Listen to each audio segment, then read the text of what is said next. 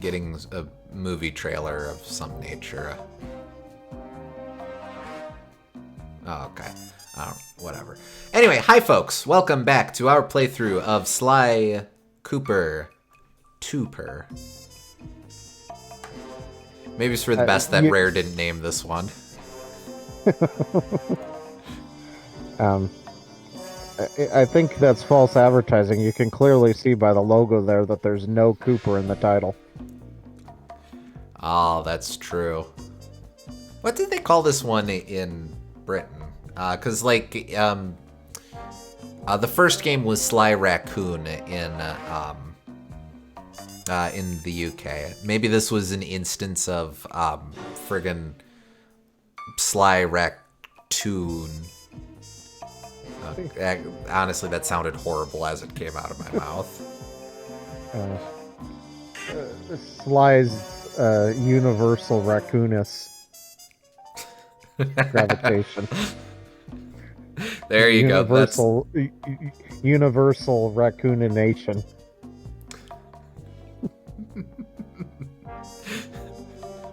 I like where your head's at. But alright, yes, so we should be finishing this game tonight. The ad break shielded my ears from whatever it was you said, thankfully. Well, welcome to you too, SG. Sly's universal raccoonination. We're talking about what this game is theoretically called in Britain. Mm-hmm.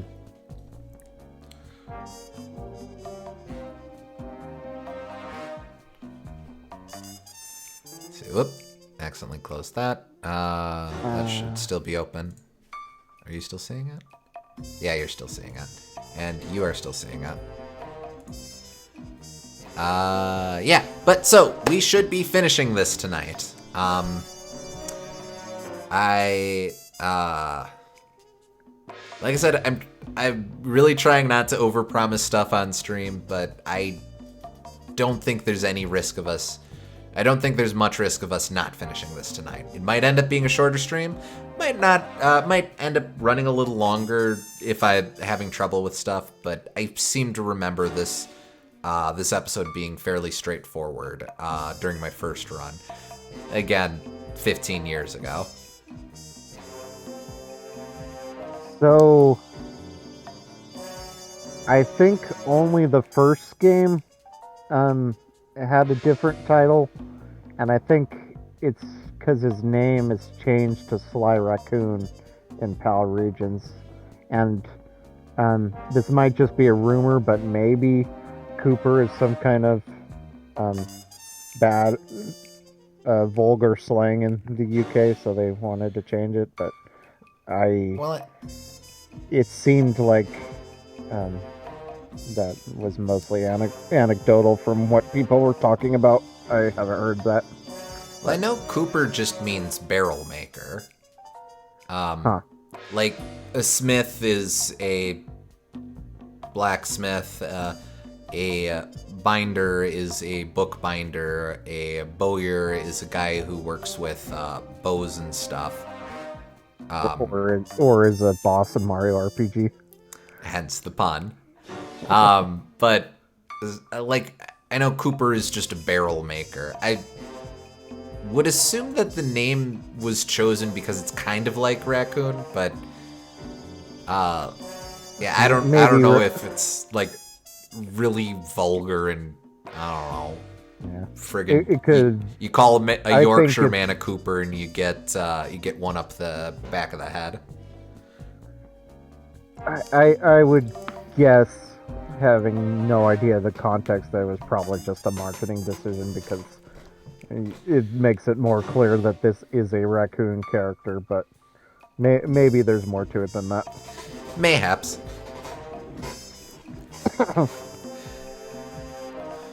But all right. Oh, and when we finish this episode, I believe there is a bonus video to watch for it. This is the one exception to to the bonus videos being on every odd episode. They have one on episode 8 as well. So we'll just have to check that once we're finished. But yeah, let's not delay any longer. Let's get into it.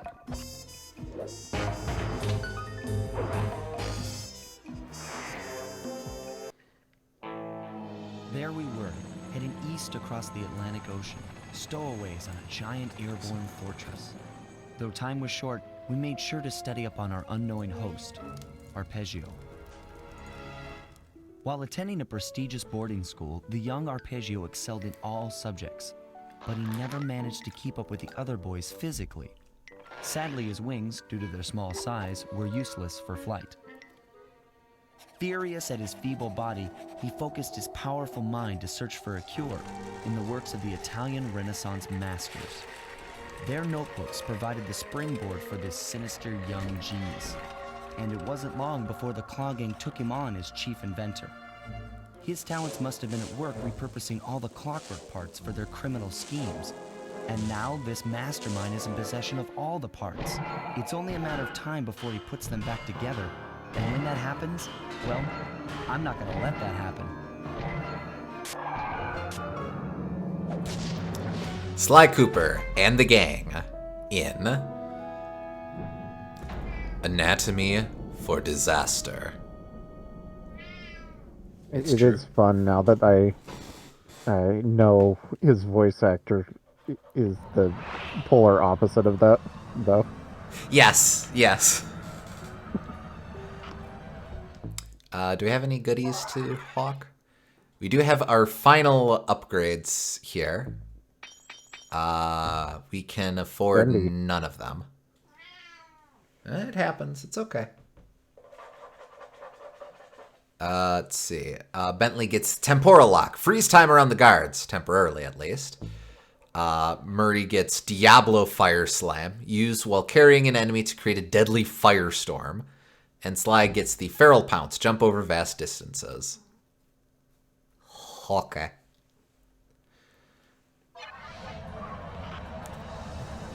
Well, maybe after we get treasures, we'll be able to afford them. I am actually going to prioritize getting all of the bottles right away. Okay. Although for... We'll have to go over there to start our mission, but... Oop.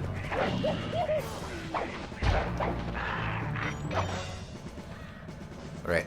This is a very cool hub world, though. Yes! Another one of this series' dalliances with the more fantastical side of things.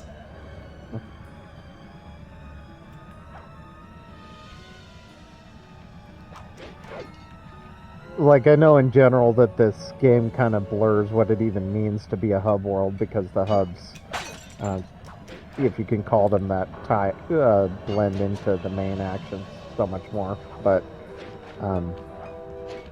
it's still cool to see an area like this that connects to everything else. That's more of a deep within the enemy's stronghold in a sense, but also a flying airship.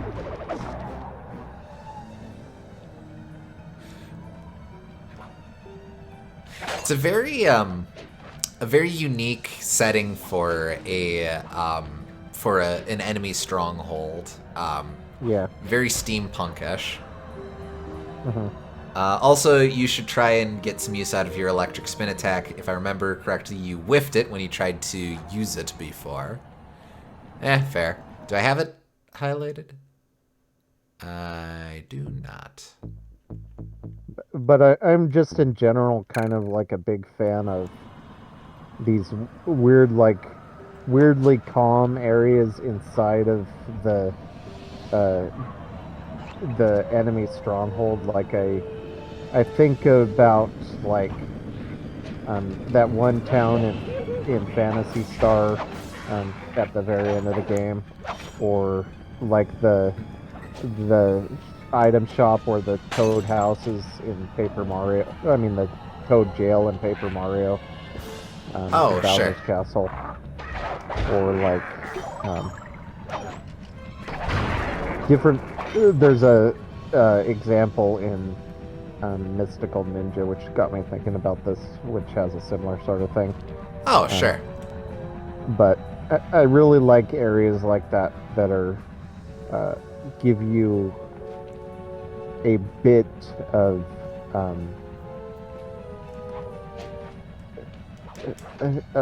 almost like a town area or like a exploration or like less dangerous area within the enemy stronghold. It's a cool, unique sort of feeling that I don't think's done enough in games.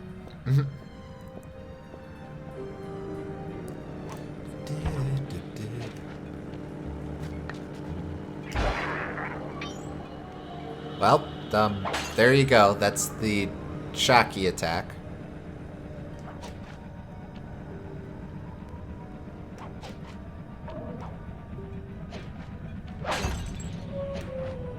Now it's...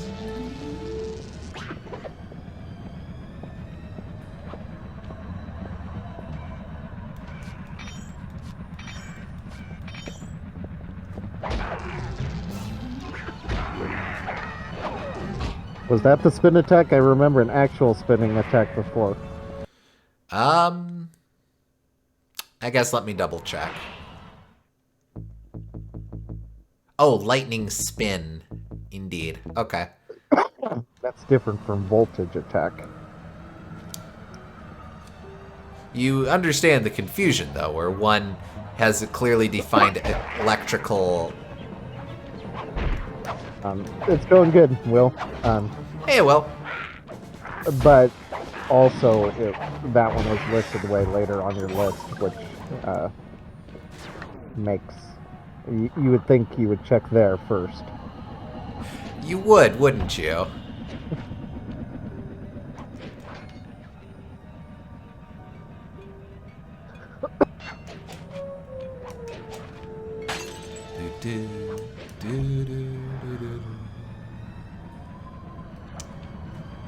Again, we're getting that, there we go.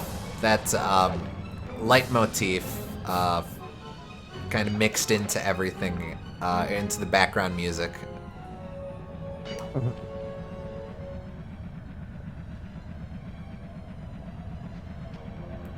Where am I going for that? Up there, okay.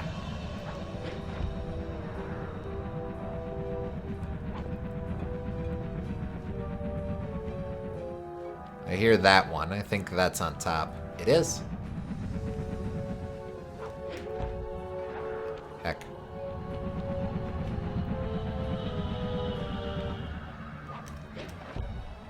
Heck. You're gonna have to jump off something. Yeah, I think you're right.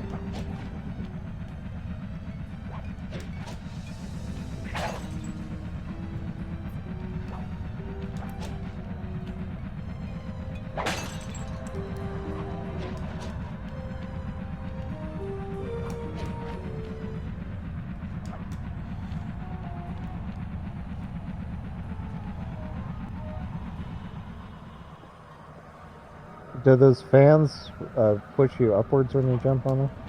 Well, let's see. That would be a no.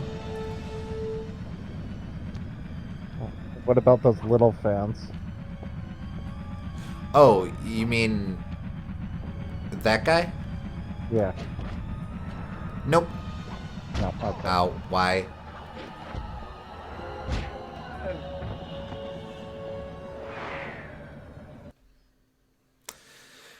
Well,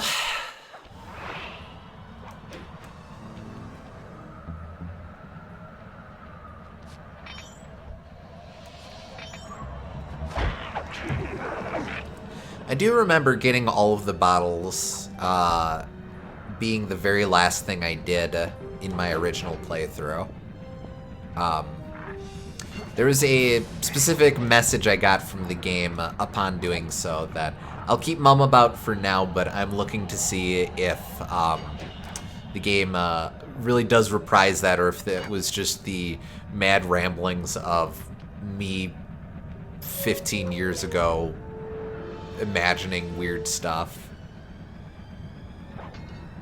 You'll see. You'll see what I mean. Or maybe not.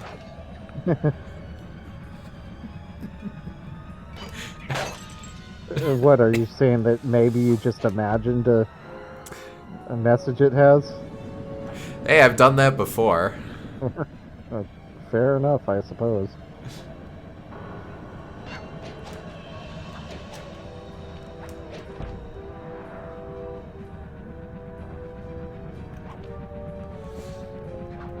Yep. Did you know that if you beat 25 enemies in Cruel Melee, you unlock Sonic and Tails in Smash Brothers Melee? You get a cool message on screen. A dream has been cast. I seem to remember one fake thing, being that the game just told you, wow, you have way too much time on your hands. I don't remember what the supposed setup for that was, though. Actually, doesn't it do that for, like, when you play like a million versus matches or something? It like keeps going up a lot longer than you'd expect.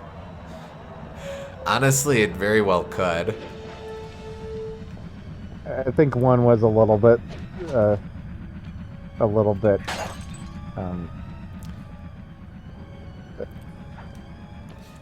Like ribbing the player or something.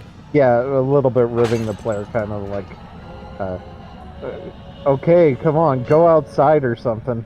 But not exactly that harsh, but something along those lines.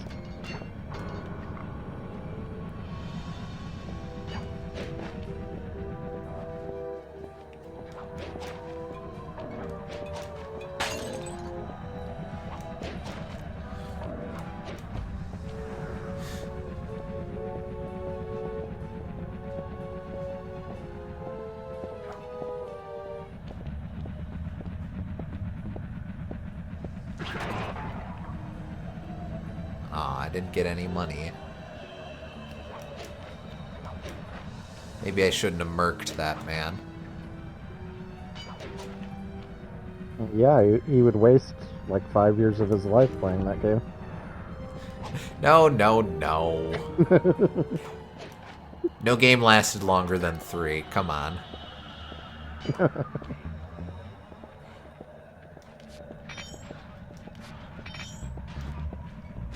Has there ever been a game that gives you an achievement specifically for playing past the Steam refund period? I think I have heard of that, yeah. I don't know. I'm sure one exists on Steam, but I remember hearing about that for some game or another, but I just thought that was cute and then moved on and forgot what game it was, but that definitely sounds familiar.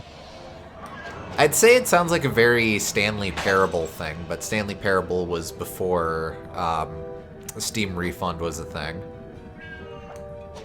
Well, I don't think the remastered version of Stanley Parable was. Oh, maybe. The original was just a Half-Life 2 mod. I forget about Half-Life that, 2 yeah. mod. I can think of an opposite example off the cuff. Like, I think the last... Bear with me on this one. The final original Last Airbender tie-in game. Back when those... the show was still on and they were doing a tie-in for every season or whatever. I think the last of those games... the devs really didn't feel like adding achievements, but they had to for the Xbox version. I think like the way Gamerscore worked or whatever. So they just kind of decided, screw this noise, and made it so that clearing the tutorial got you all of the achievements they were legally obligated to include. I know some people were really weird about achievements and would play games specifically so that they would give them a lot of achievements, which I never understood, but I never owned an Xbox 360, so maybe I just missed that. I know with Gamer Score, part of it was that you got like not like big things, but like unique themes and stuff for the I want to say homepage. That's not how Xbox works. But like the menus and stuff, you got specific themes based on that you paid for with Gamer Score, and like that's something. Yeah. Granted, that's only slightly more meaningful than, or that's about on par with like a ringtone or something. Like, okay, Yeah. but I mean, it's not good business sense to gatekeep a lot of your content from potential buyers. So I get why that kind of system isn't done more often, but I do understand the appeal of like having some kind of tangible reward for being a god gamer. I mean, you want something. It really is a fine line to walk, though, where it can't be something too substantial, but you need to have something that's kind of bragging rights. Yeah. Is that my cat you hear in the background? Almost certainly. How am I doing? No. Wait. Nope. Wait, what's the... Ah, thank you, game.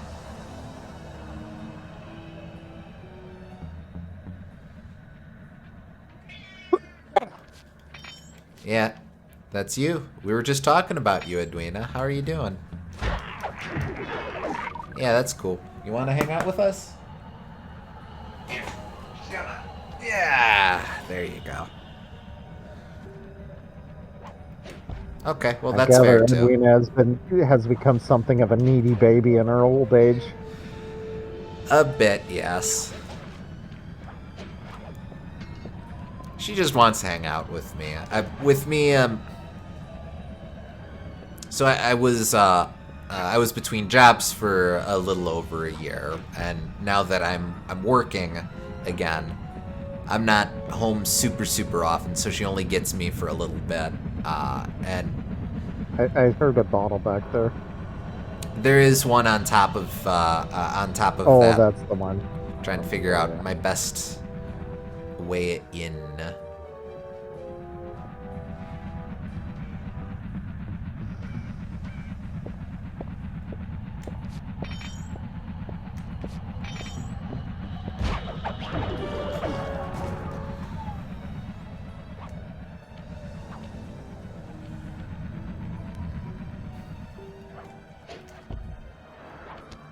Oh, there Wait. was that Murray has a super unlockable. jump. Yeah. Murray is a super jump, but there was also that unlockable thing for Sly that said like glide long distances. Maybe that would help too, or something like that. The feral pounce lets him jump long distances. Yeah, that one, which might get you up there. Sounds like I do have a couple options that, unfortunately, I can't get my hands on at this juncture, but worth keeping it in mind.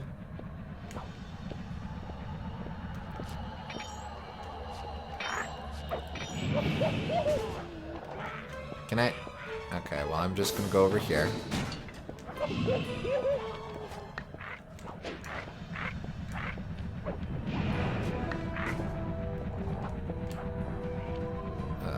Okay. Big deal. I just want to rob you. Is that such a crime? Okay, so that's not my flash step button. Good to know. That's disappeared.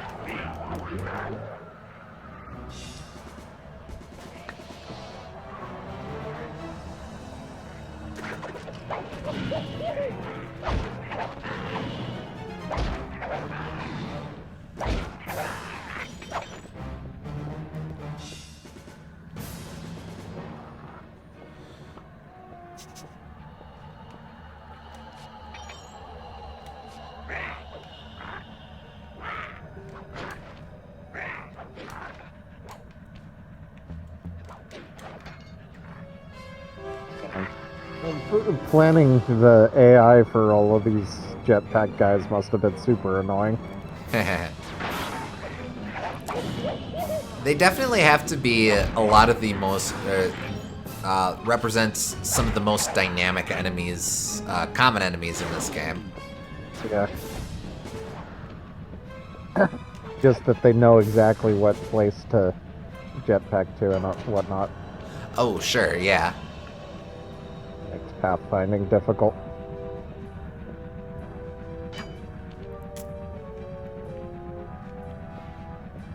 I think I hear a bottle around here. And do you know what that means? It's time to hear literally nothing but bottles.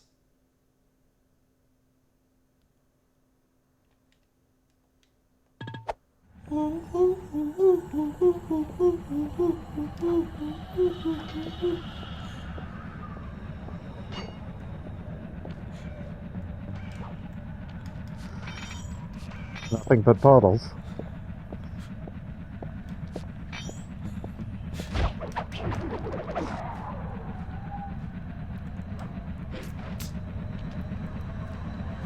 Easy to lose track of just how many different layers there are to this place as well. Uh-huh. There's one. That one, rather.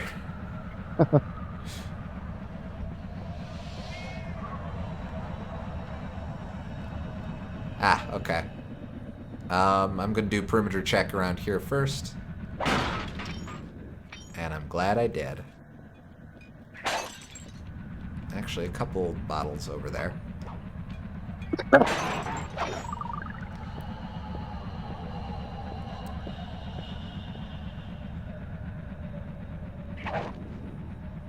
Wow, your best bottle score for this world is now 21! Well, hey!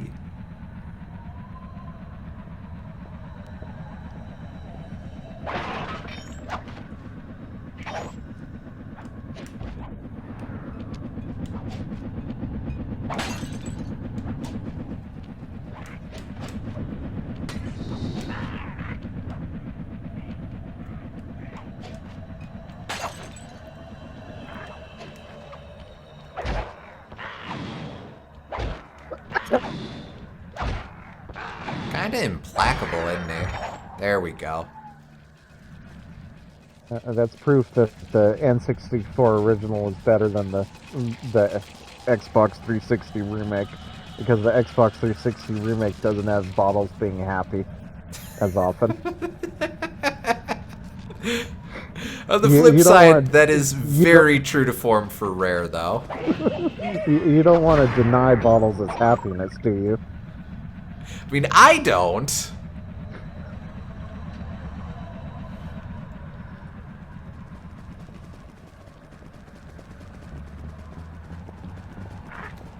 I don't even know how that worked. Ah, a treasure.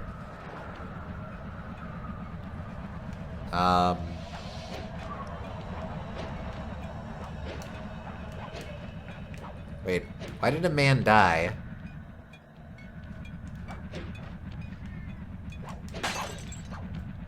Okay, whatever.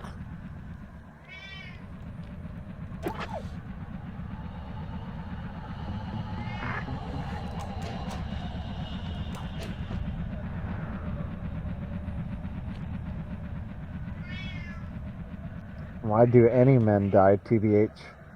That's profound. Really makes you think.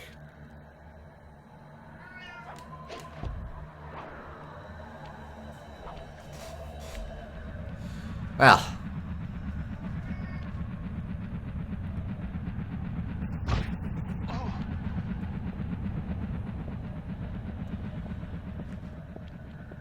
Many years have passed and still I wonder why the worst of men must fight, so the best of men must die.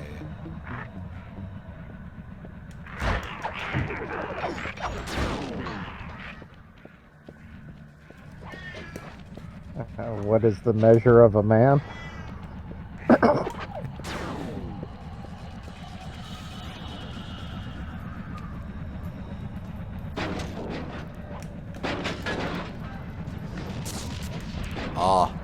is a drone. Or a robot. Oh, man. Ah, come on. Okay. Really, I keep hitting the wrong button. That... Maybe I should just remap the fast step. I think I heard a bottle near that treasure anyway.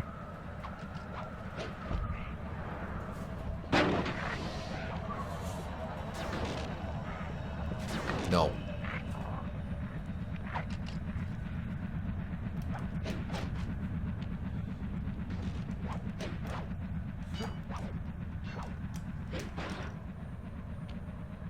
Rip.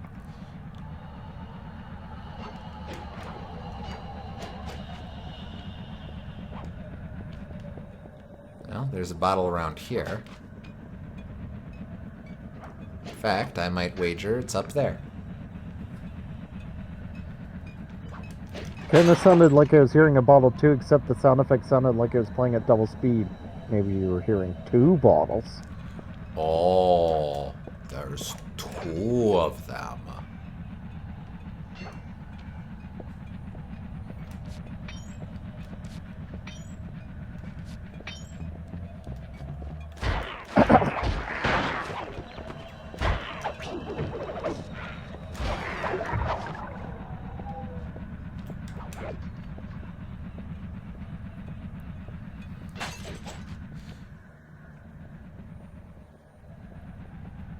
Well, we know where one of them is, so...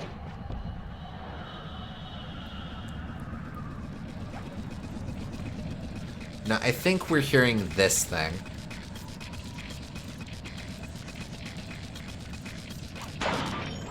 Yeah, maybe.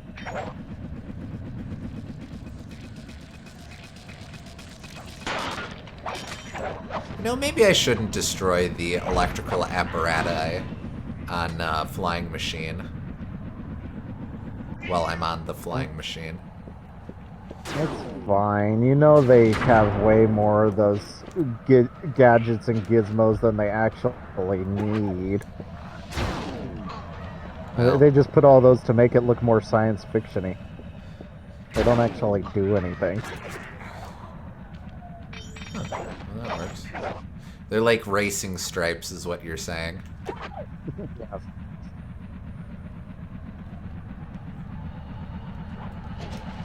Oh, hey.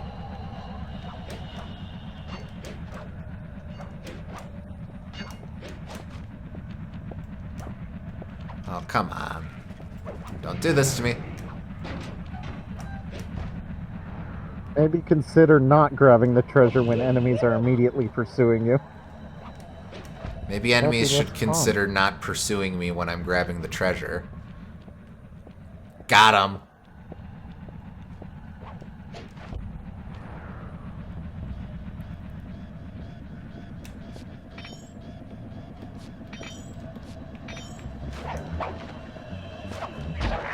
Oh, come on.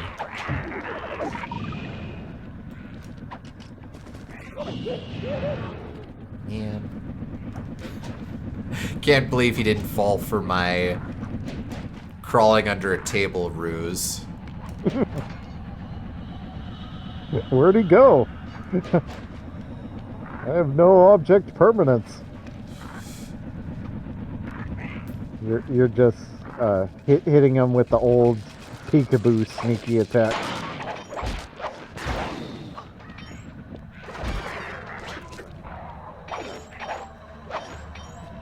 Guess that option's not on the table anymore then. Ba-dum.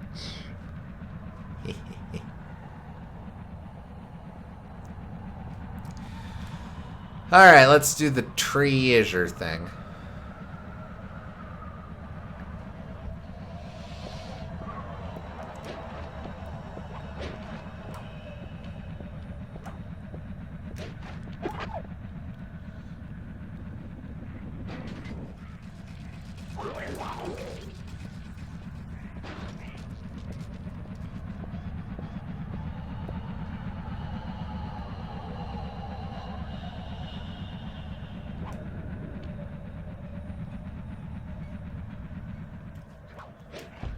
pretty sure that is still the upper bottle that we're hearing, the one that we know about that we can't get to. I mean, weird, but okay. Sure. Nope. We'll take that. It's down there. Oh. Is it over No, here? it's maybe up Oh, further. there's down there. Oh, it's right here. Okay. Okay. Whew. Hey, nice. All right. Feral Pounce.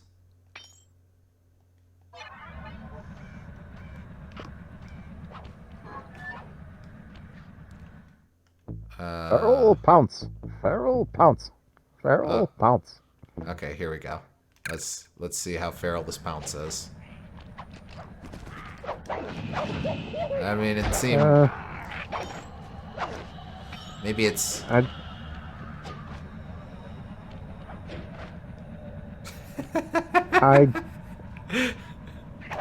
can you combo that with the glider? yes, we can. Okay, all right. So there might be something there. Oh, yeah, can you do it in midair? No. No. Okay.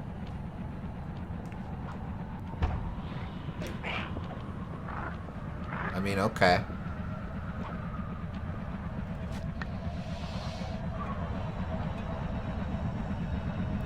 All right, well, let's see.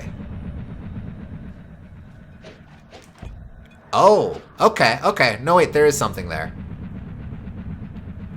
All right, so Not too run, far. feral pounce, double jump, glider. Oh, that's so close. Run, feral pounce, double jump, glide. There we go. Okay. Was the other one?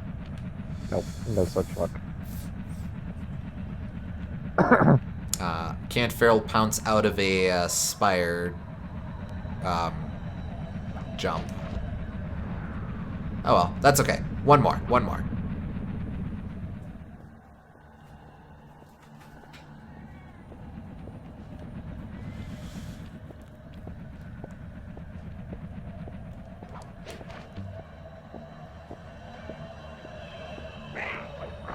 Oh, okay. You figured it out.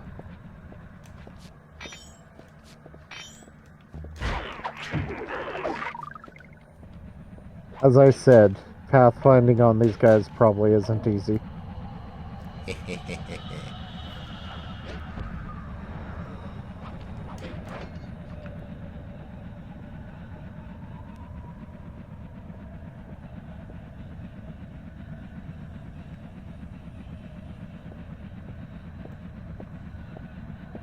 Thought I heard it, but I think I was just hearing squeaky gloves.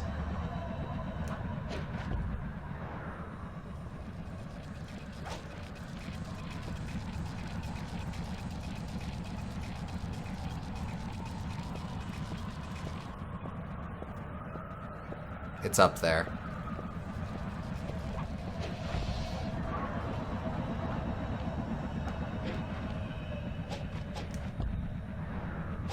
Turns out Arpeggio outfitted those guys with those jetpacks specifically because they kept getting themselves stuck on inch-high ledges. I want to say those are dodos as well, so, you know.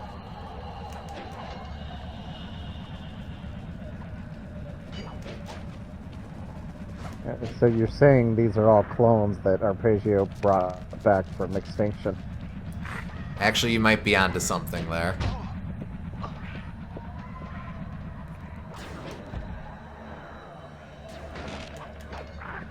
That would make sense with him, considering he has a complex about not being able to fly very well. Alright, up, up, up, up, up, up, up.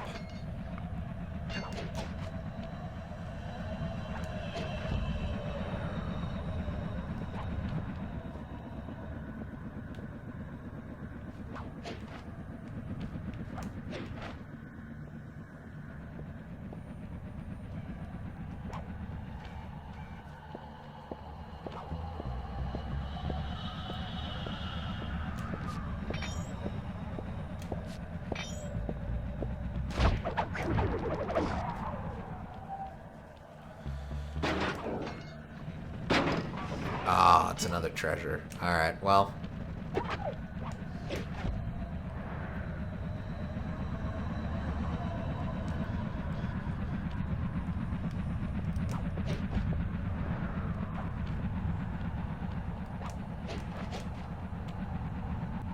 Darn, I guess we'll just have to get rich.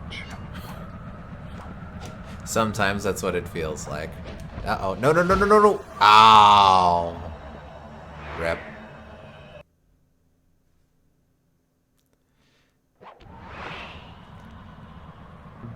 He can bring a species back from extinction, but he can't make himself taller. Well, you see the dodos walking on extendo legs. That was an early attempt at it.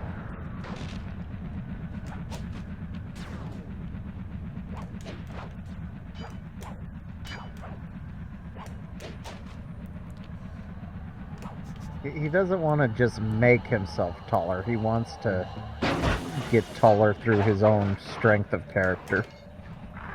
It's more complex than that. Some people are born tall. Others achieve tallness.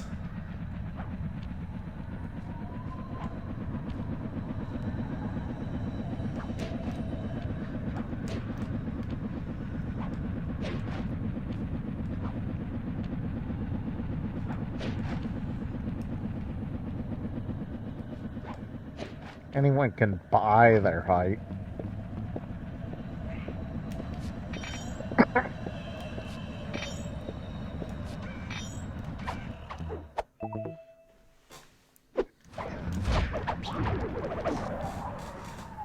Well, maybe his character should be better at being tall.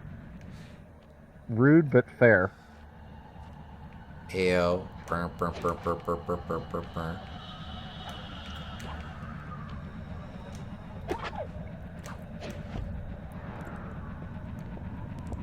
Why an Egyptian headdress in particular?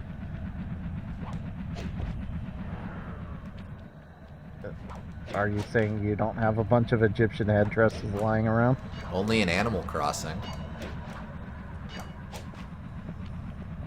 Maybe he's a fan of Animal Crossing. You know, I certainly can't contest this. I don't know why you ran over there, but thank you, I guess. Oh. We'll see if anywhere in his boss arena has a froggy chair in it. There you go. Oh, no! No! Bring me back!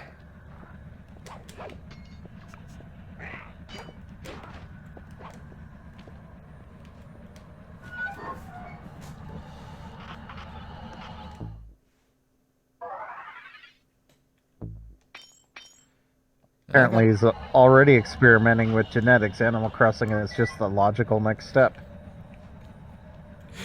What is this, a terrible secret of Sly 2? I was thinking that as well.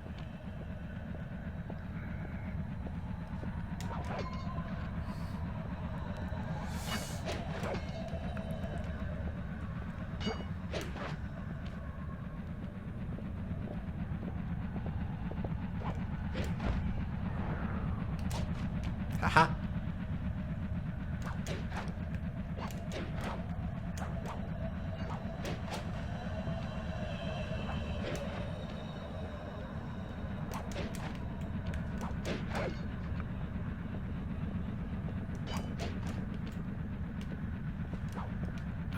Okay.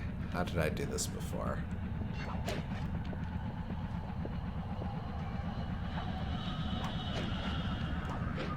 Let me up, let me up. Ah, man. Okay, fine. Eh.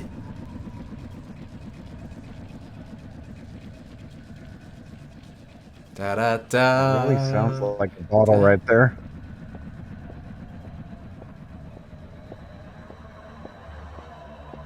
So I think there might be something up here. There is something up here. Oh, right there. It's definitely here.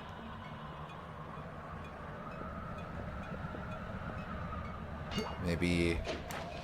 Aha! Gotcha! Okay.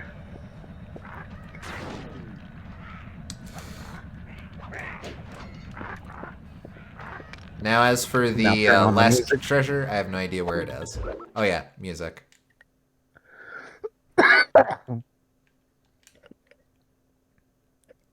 Do, do, do, do.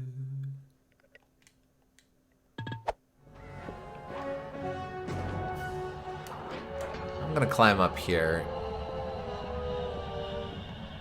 Because I can. Okay. I feel fulfilled. Now then. My instruments have picked up large magnetic fields radiating from inside that blimp.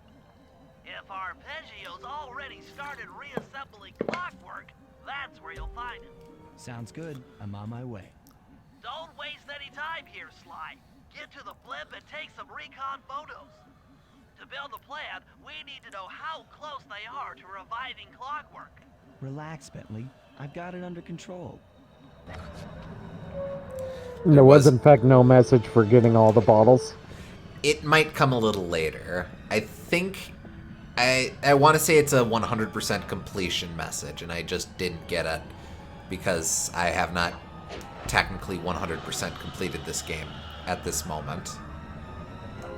Could also be when you unlock the safe, potentially. Also true. Okay, where am I going?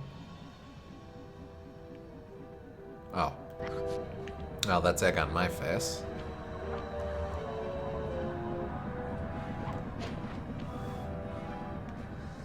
Ah, I see. The game actually did want me to climb. No, it's okay. Oh, right, I can't electroshock. I jump now. I'll just... If it's all the same to you guys, I'll just go over here.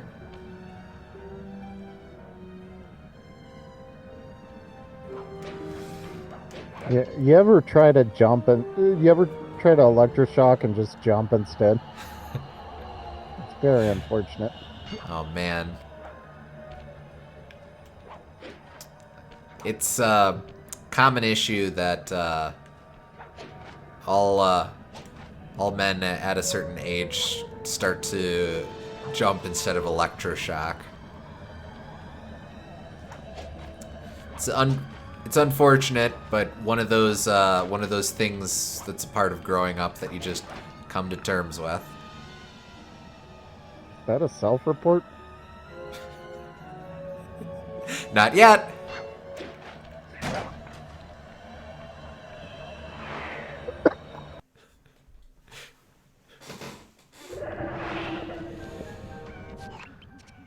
I had no idea they could reassemble clockwork so fast. Calm down, Bentley. He might be in one piece, but he doesn't appear to be, you know, alive. Let's stick to the format here. How about some recon photos? You're right. We need to be informed to create a plan of action. Try to get a shot of Clockwork's head, a mech egg, and one of those spinning magnetic inducers. They seem important to the procedure, but stay away from the guards. If you get detected, we won't have time for a second chance.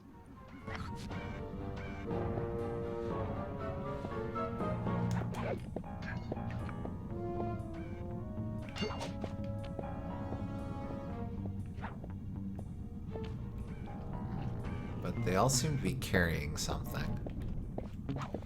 Well, I will ignore this bait for now.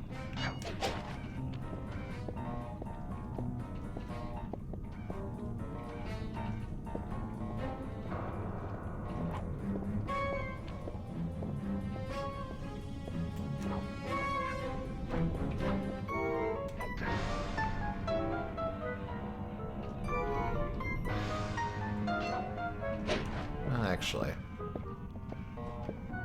Luckily, no one noticed that.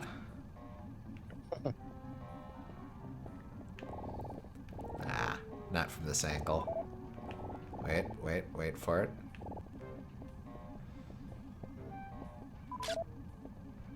Oh, man. These Aha! magnetic inducers seem to be holding the clockwork parts together.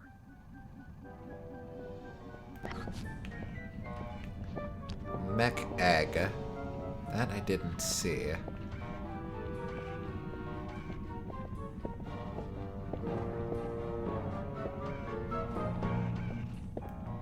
I like seeing Clockwork just as a platforming object. That's cool. It's kind of eerie, isn't it? Like, this was a dude last time, and now he's a platform.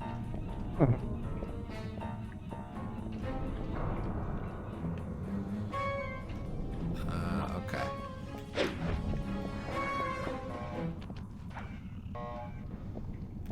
Can I? I can.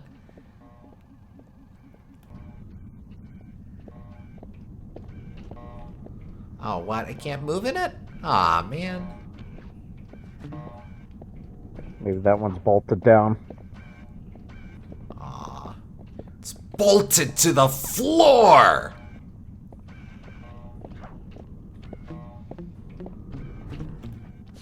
Don't understand that reference, but I'm sure you felt happy to make it.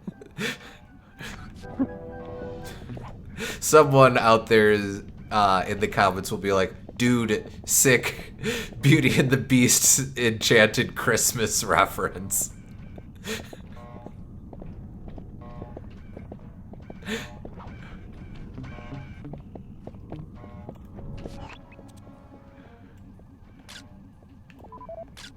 There we go. Clockwork appears completely inanimate.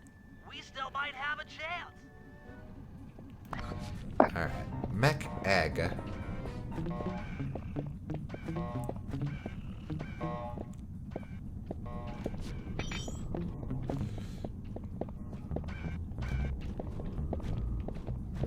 He doesn't seem to have anything else on him.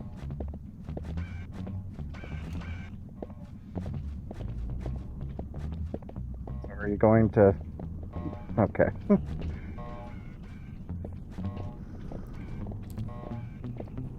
Oh, zip.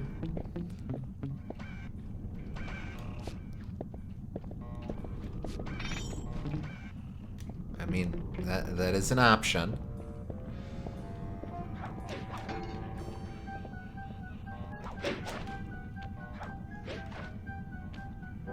Yeah. Is that where you came from? No. You crawled in through here. I guess, well, Neela and Arpeggio are just kind of chilling there. Let's leave them be for now. Egg, egg, egg, egg, egg.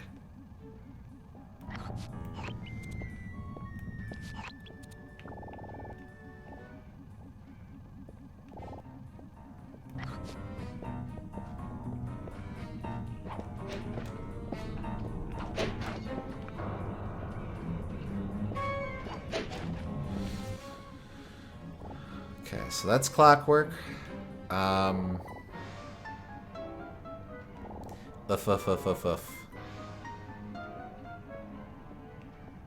mean, I could steal from another guy, but I don't think that's going to help.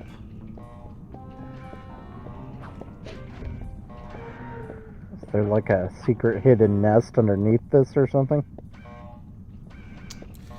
I wouldn't think so.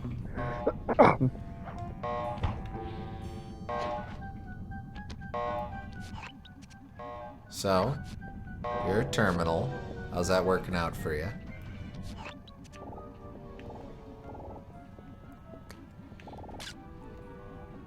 Are you sure that's Clockwork? Yes.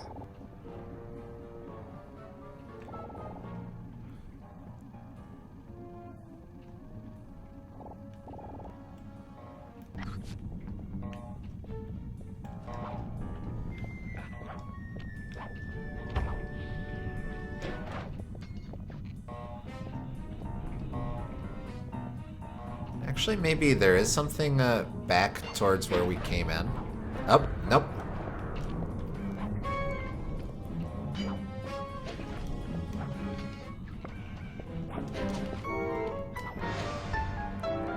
Target didn't look like it was pointed at his eggs. head. Oh, these are the eggs. I'm sensing radioactivity from inside those mech eggs. I wouldn't get too close. Sly, I'm detecting voices from the front of the blimp. I think it's Arpeggio. Okay, guys, try and act surprised when we get over there. I'm sure we're supposed to be surprised by. Yep. Oh, luckily, it's okay.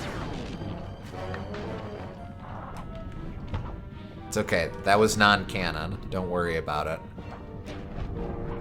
Ow.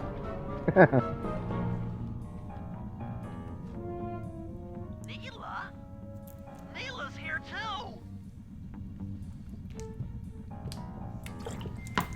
I mean, Oh my gosh, it's Neela! man! Wow! Boy! Gosh! Jeez! Golly gee willikers. Hopi shift.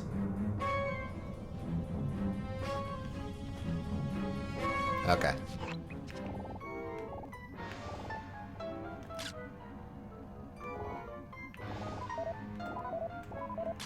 There he is, the mastermind behind this blimp and the source of all our problems.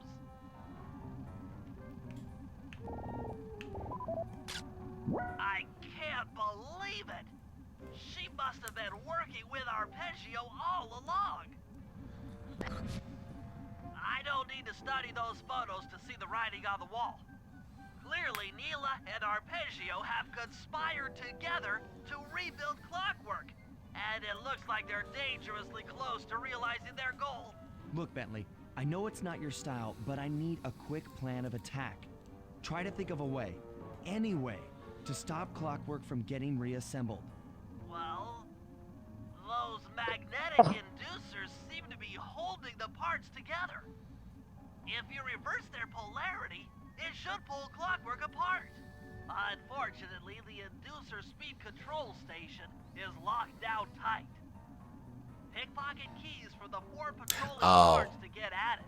Then you'll need to manually reverse the polarity of each inducer deck at the top of their rotation. Consider it done. Also, I can't believe the Brits were in league all this time. Oh no, I can believe that. Lakitu, thank you. He was having an off day. Don't worry about it. It's okay. It happens to everyone.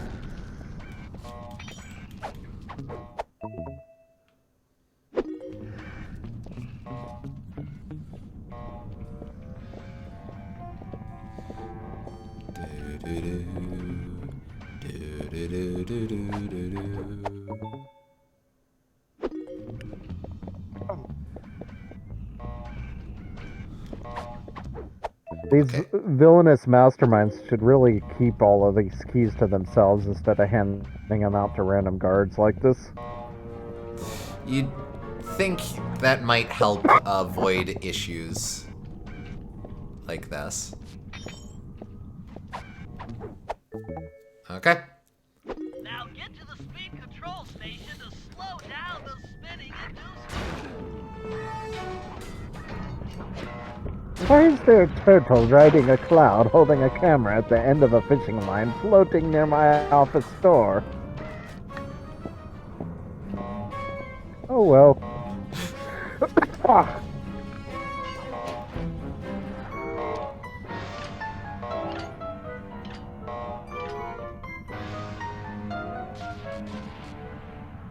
Now that the inducer decks are spinning slower, get up there and reverse the polarity of each deck.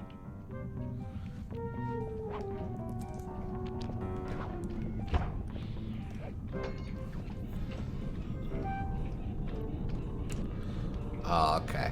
We'll catch the next one on its way up. You know, I'm surprised that we're not highly visible to our two baddies in there.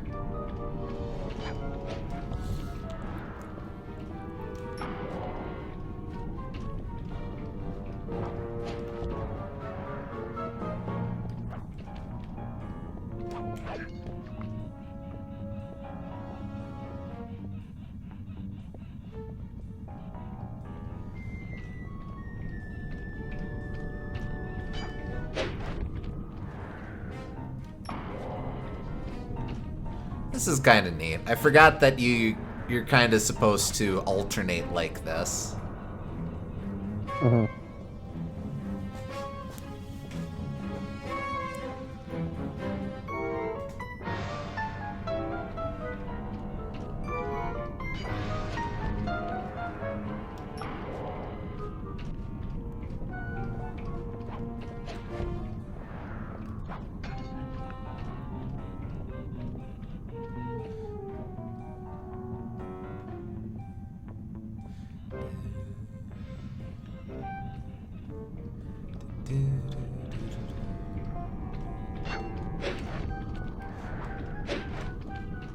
Ah!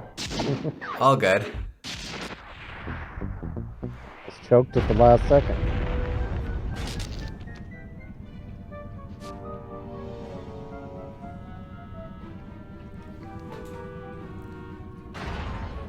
What's all this then? The magnets have been reversed. But, by Jove, it seems to have locked the clockwork parts into place. Oh. Excellent. Oops.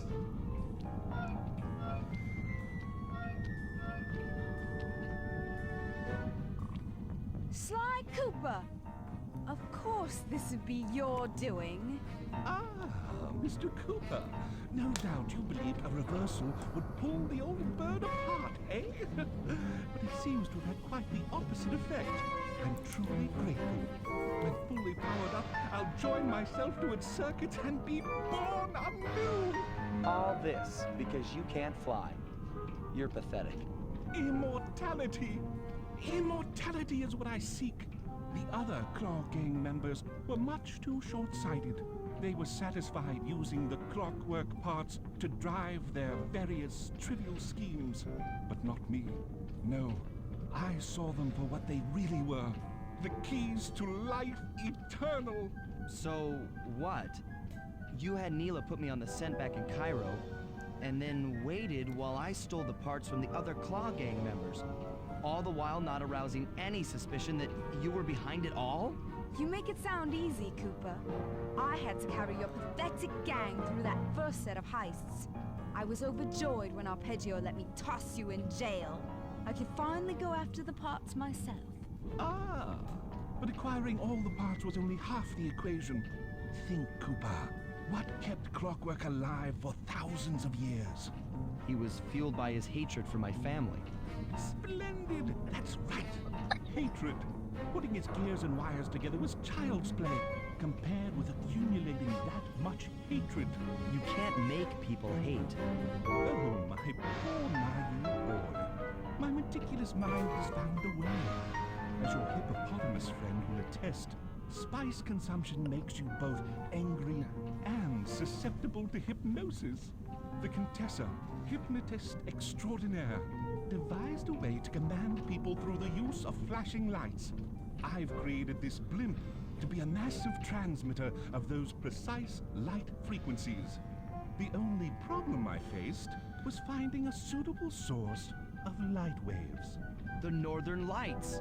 You've been collecting Northern Light energy so you could hypnotize everyone beneath the blimp.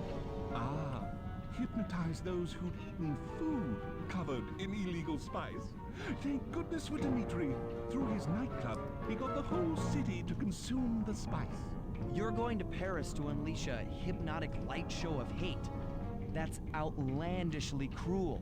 Cruel, perhaps, but necessary to give Clockwork his spark of immortality. Ah well, my new body awaits me.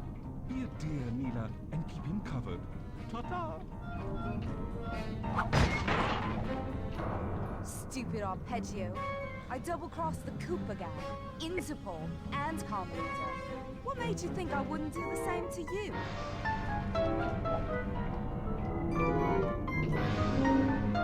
This is preposterous! You're my protege, not the next candidate for my immortality. I demand you exit the Clockwork frame or...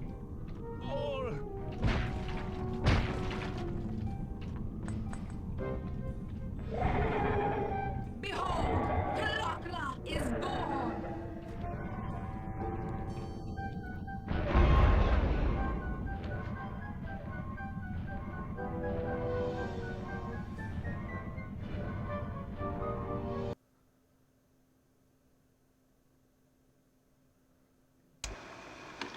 we all know, things are looking grim.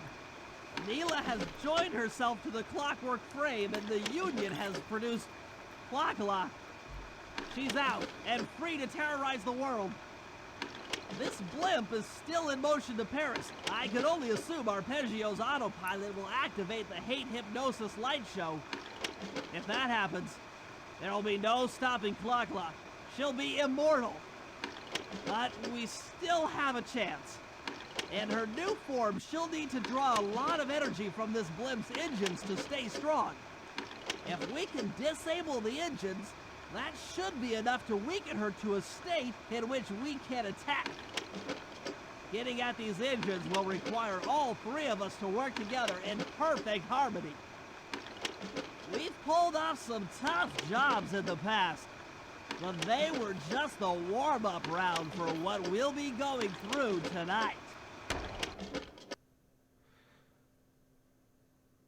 Very cool how they managed to get all of the storylines from all of the members working together for that final reveal. Yeah, I like that a lot. I forgot that they did that, that they really tied it up together real neat like that. But yeah, so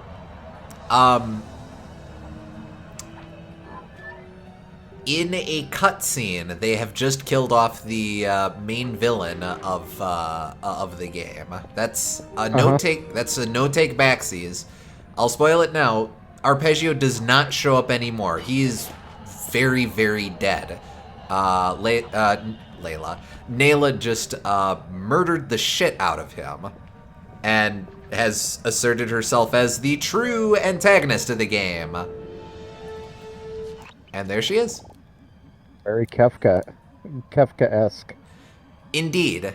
We now have to watch out for Clockla as we are continuing to adventure in this area. Excuse you, they killed off the red herring main villain of the game. Well, yes. I really appreciate that they were very careful with how they framed the making of video. Because theoretically you could have watched that before hitting this chapter. You'll note at no point did they emphasize Nayla at all. They continued to emphasize Arpeggio for however as the main baddie, and we got his motivation, we got his voice clips and stuff. And yeah, it's all a fake out. It is very rare for me to think that a game that just callously disposes of its main baddie like that to be into it, but I think it's brilliantly done here. Just that pure bait and switch. Oh, I think it makes a lot of sense, especially for a character like Arpeggio, because he's very self-absorbed and involved in his own plans that he doesn't see the potential that someone could just betray him that easily. Indeed. Alright, we've got a few missions to work through. We have 3 team-up missions. Murray and Sly tag team. Sly and Bentley conspire, and Bentley and Murray team up. We also have Sly's charged TNT run. Let's do the Sly mission and then we'll work through the other ones. Okay. Solo Sly. That's going to be the one that's further away. Okay.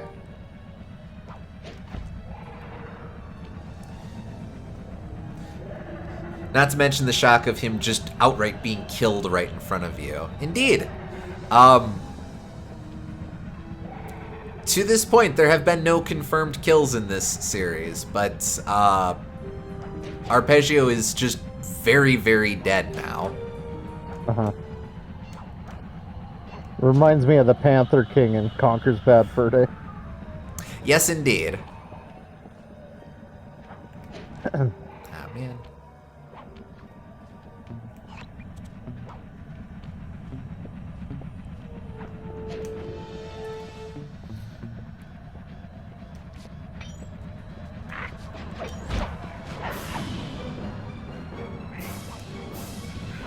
Oh, wait.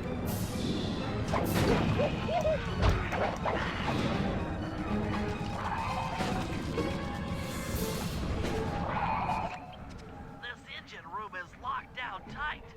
Since we can't get in, I figure we'll have to destroy it from the outside. I hope you're carrying some heavy explosives, Bentley, because that engine isn't small. It just so happens that there's a ready supply of explosives already available on the blimp. Walk one of these TNT barrels up to that engine room to destroy it. Sounds easy enough. What's the catch? The initial payload in that TNT barrel won't be powerful enough to do the job. If you pick up 3 magnetic chargers, you should achieve the necessary blast force to destroy the engine. It's simple, really. Just get close to the chargers, and they'll automatically attach to your barrel. All right, let's blow stuff up. I mean, technically, Sly's entire family died in his backstory. This is true, yes. Oh. Yay! Still got it.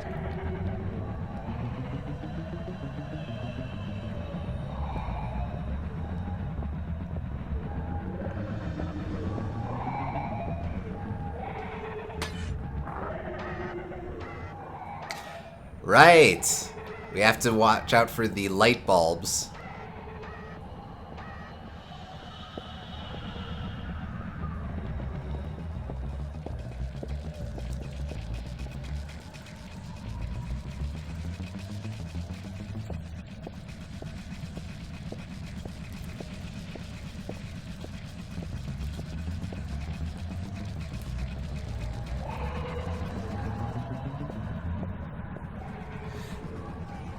Now, where is that last treasure? Yeah, hopefully we run into it before too long. Ah. Dead. At least that was a dramatic death.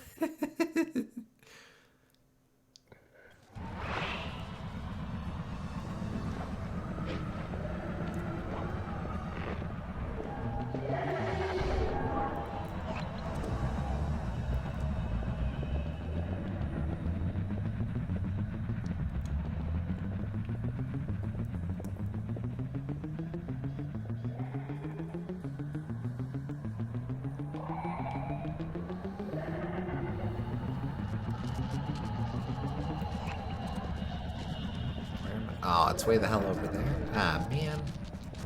Got bamboozled. Ah, well. Maybe we can... Yeah, we can work our way over.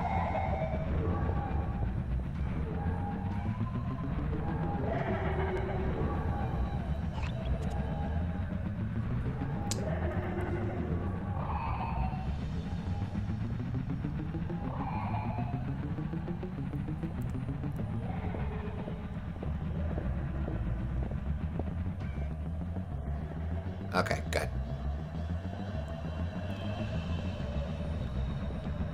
That's one.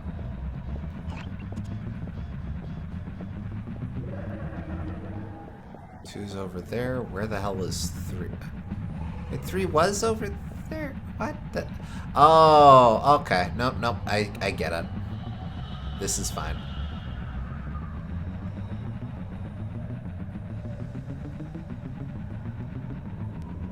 Hello, glad you could join us. Oh.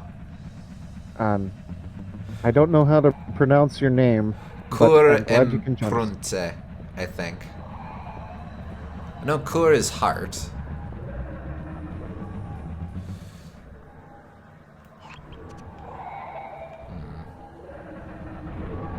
Well, this is a terrible idea.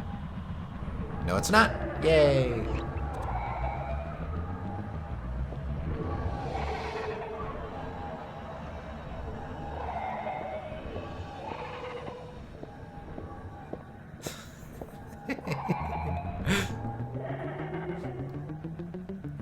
Two's over here. Where the hell is 3? Me looking at Valve's output. Yeah.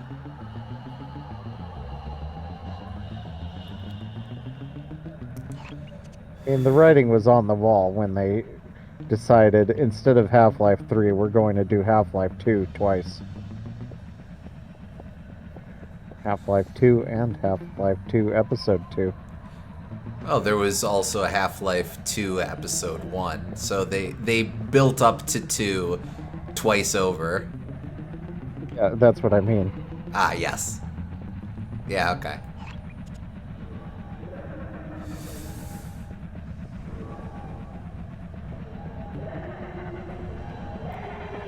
Half-Life 2 Episode 1 doesn't count as a 2 because it's Episode 1, obviously.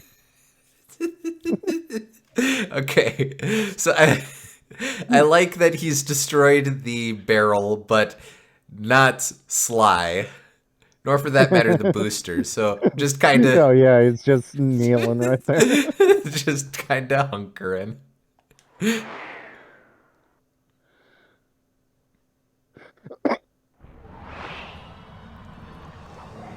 Oh, that's very polite of the game. I only have to collect the one other booster.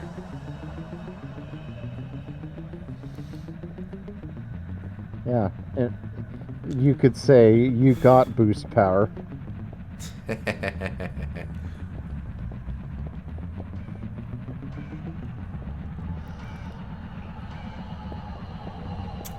Okay, speaking of boost power, very important question. Do you prefer the F-Zero X, you got boost power? Or do you prefer the GX, you got boost power?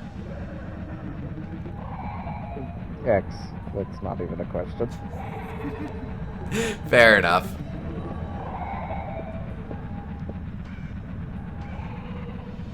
Granted, I haven't actually played GX, but just based off of your impression, I doubt it will beat the classic. It was very shocking when I first played GX and it was like, wait, it's not a deep voice dude that I can barely understand. It's some nerd. Some smarmy nerd. That said, I do know GX is like the fan favorite, so I would like to play the game at some point regardless. But that specific element does not sound promising. Yeah, I mean, as an overall package, GX is phenomenal. As specifically the context of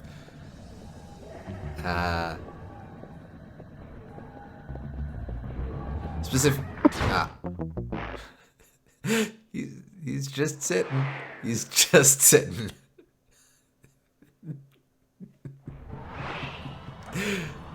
Okay, but there has to be a smarter way in. Oh, the over roads. Okay. But specifically the, yeah, you got boost power. It's a bit karaoke-ish, I think.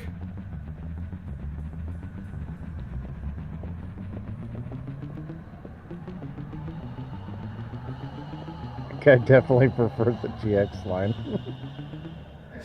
That's what you get for your bad opinions.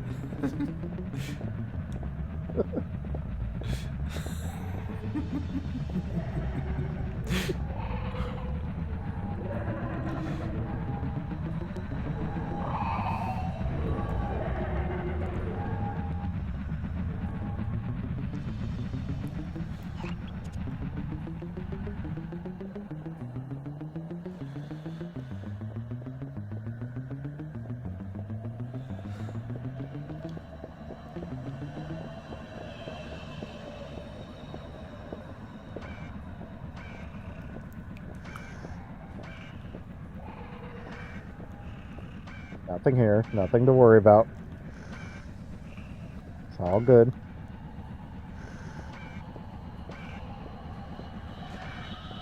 Just a big nose barrel. Friggin', okay. With the TNT barrel all charged up, it's time to deliver the payload to that engine. You got boost power. Smell you later.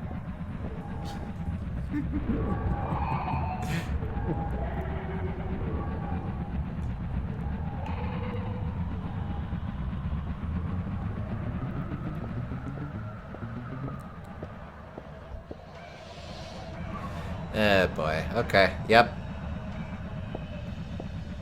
Thank you.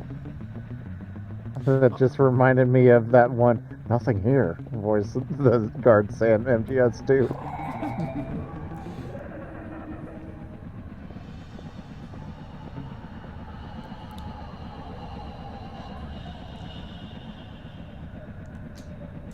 Ah, yeah, now we're in true monkey ball territory here. Yeah!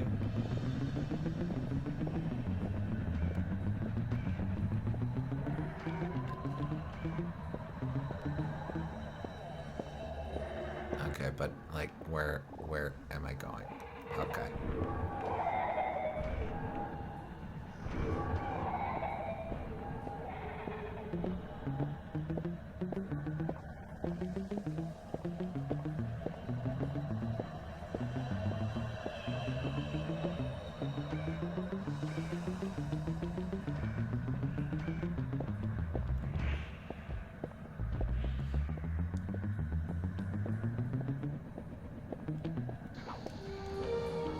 That should be the last time anyone puts that engine to use. Yeah! Can I go in? No, that's on fire, dumbass. Oh, hey, it's the final treasure. Fire indeed hot.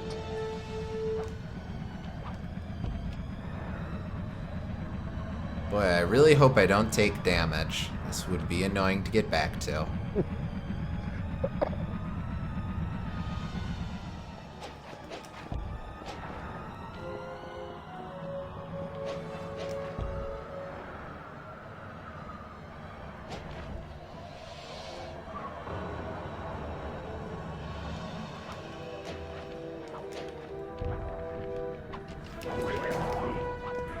No, no, no, no, no, no!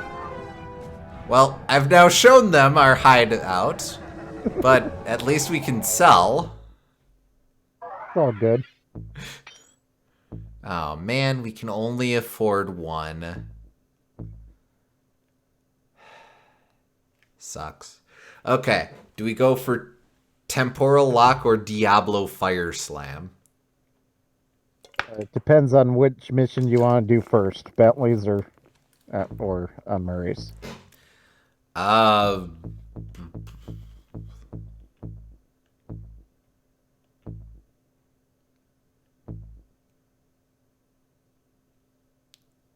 Yeah, okay, let's do Bentley.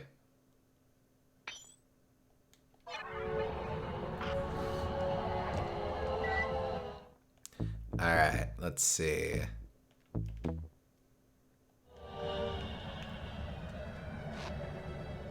Oh, this is a bomb I drop.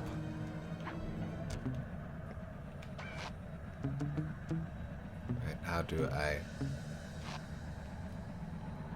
What? Do it then. It's using thief juice, whatever you're doing.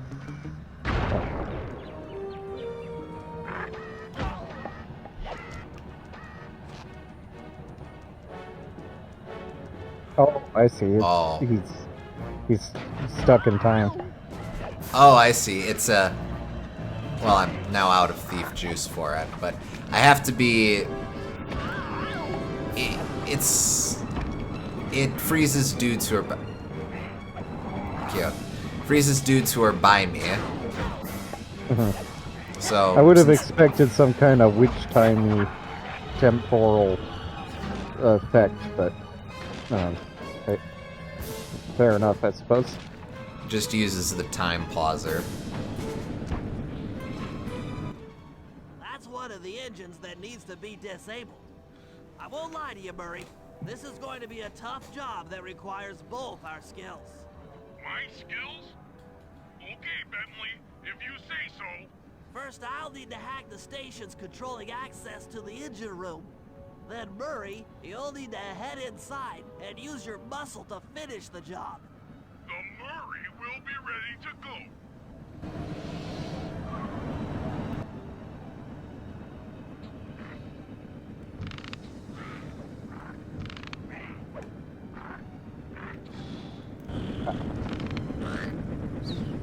I don't think he deserved that, but okay. Got him! I don't know that I'm getting the other upgrade. Fortunately not. But let's delay doing Murray's mission as long as we can, just in case.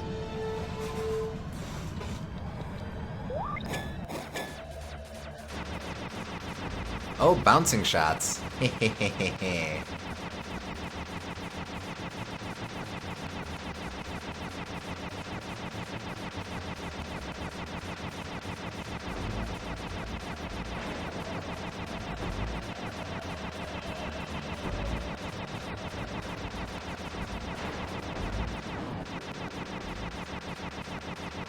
You need the other upgrade to unlock the baseball minigame.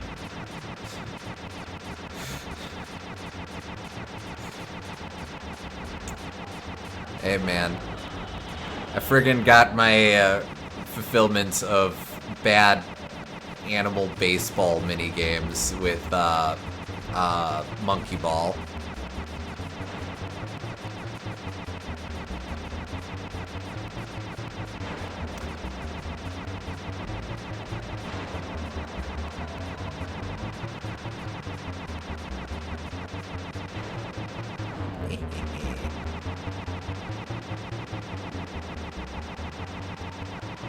What did they say in monkey baseball every time you messed up? Oh, foul! No. Was it just foul? No, there was something else, wasn't there? Yeah. I'm blanking.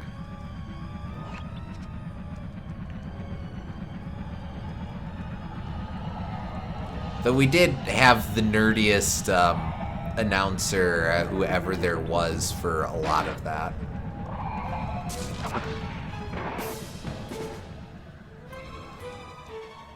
It clearly was foul if you hated the minigame that much. Eh.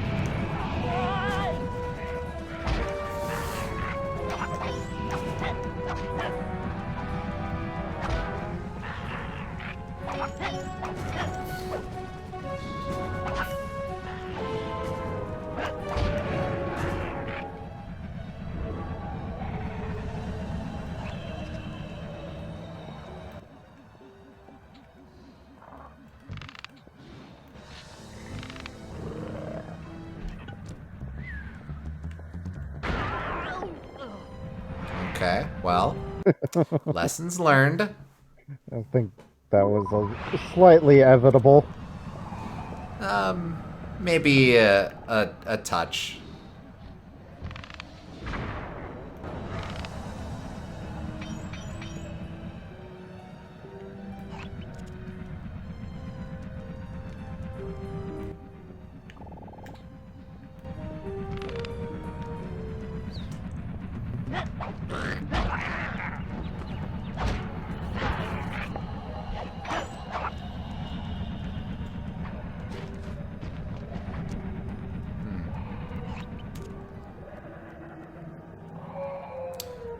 Also, yeah, the weird dodo guards have just completely outlived Arpeggio.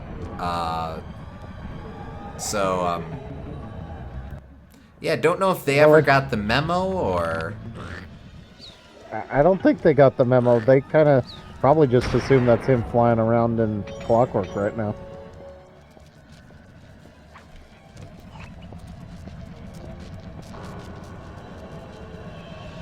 Oh, I have to get up there. By the way, why is she still here? Well, I mean, we're crossing the Atlantic to get to Paris. So, like, Yeah. We're going the same way. She needs to get the power of hate from this vessel. Okay, I suppose. Fair enough.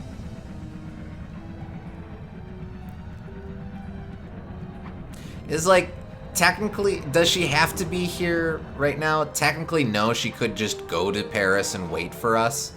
But at the same time, she can harangue us along the way and try and stop us from stopping her. Yeah, maybe kill her. Maybe we can kill. She can kill us.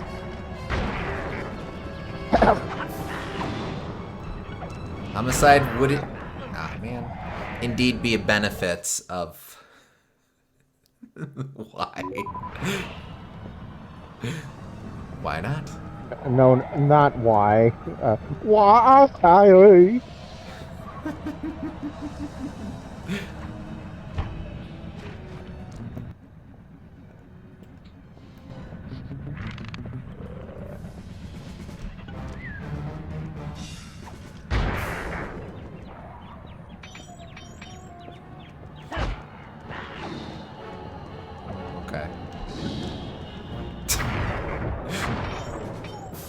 Okay. Go with what works, I guess. That guy tried his best.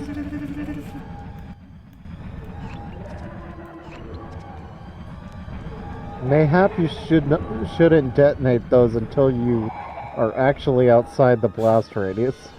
One would think. Perchance you have a point.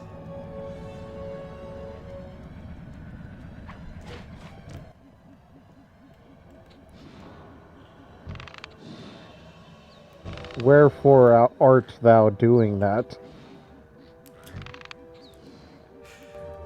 Appreciate the correct usage of wherefore.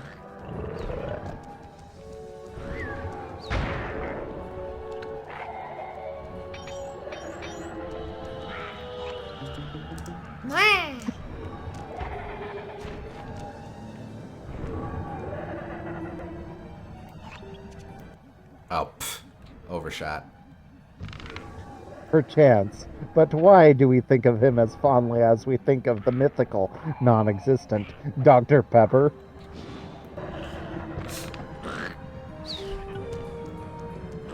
Perchance.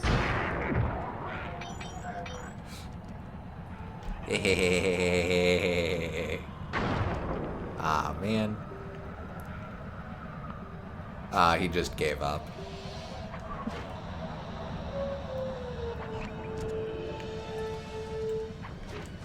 Yep. Nope. I'm just going to take the L. Okay.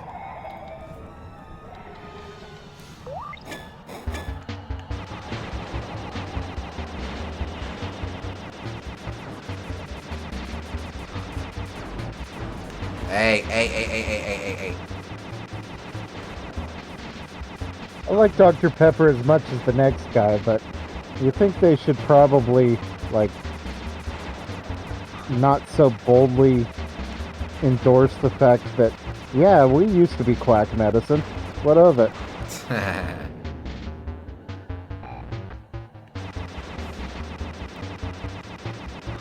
I mean, we're probably far enough out that people are just going to think, oh, what a quaint name.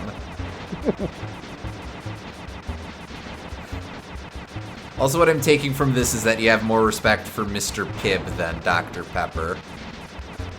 Yeah, he doesn't pretend to have a doctorate when he doesn't. So you would prefer snake oil salesman Pepper? To be fair, that's better than where Coca-Cola got its name. Well, yeah. No, No? that's not true. It still has the cola nut in it. It just doesn't have cocaine in it anymore. It still has the cola nut and the coca leaf. I think they still have the coca leaf flavor. They just don't. They separate out the cocaine from it.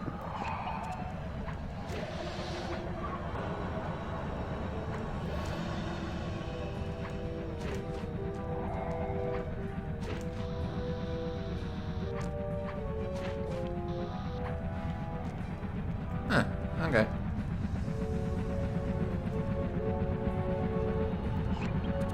Besides, Coca-Cola also was quack medicine, so they're not much better. Well, yes.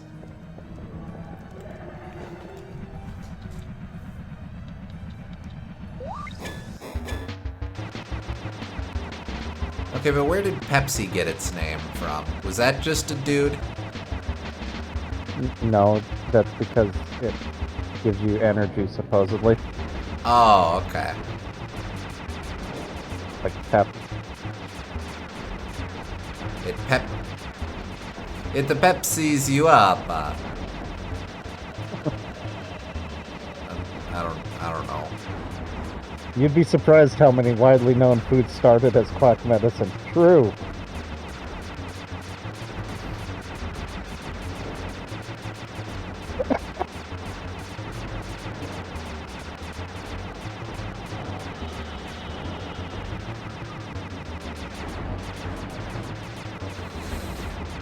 So maybe I changed my mind.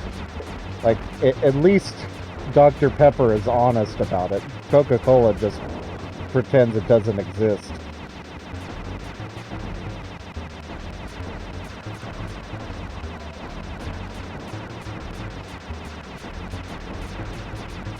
It never occurred to me before now that that might be why Pepsi's called that. Oh yeah.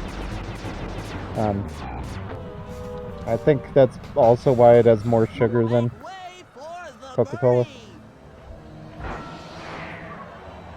The idea that sugar causes energy has been disproven, Looks but like you'll need to lift all those giant cylinders. Once they're locked in the up position, you'll be able to take them out from the top level.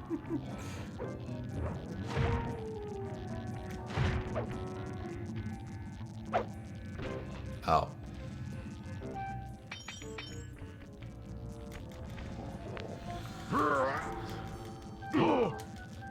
Heads up, pal. You've got company.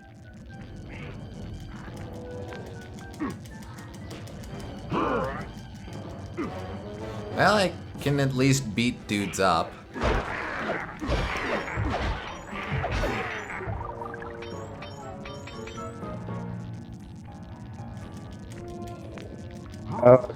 try not to blow yourself up before you accomplish anything. Apparently, Pepsi was originally called Brad's Drink, after its creator, Caleb Bradham. I didn't know that. Strength? Or Brad's Drink. Okay. I gotta admit, I'm not usually one for corporate decisions, but Pepsi's a better name.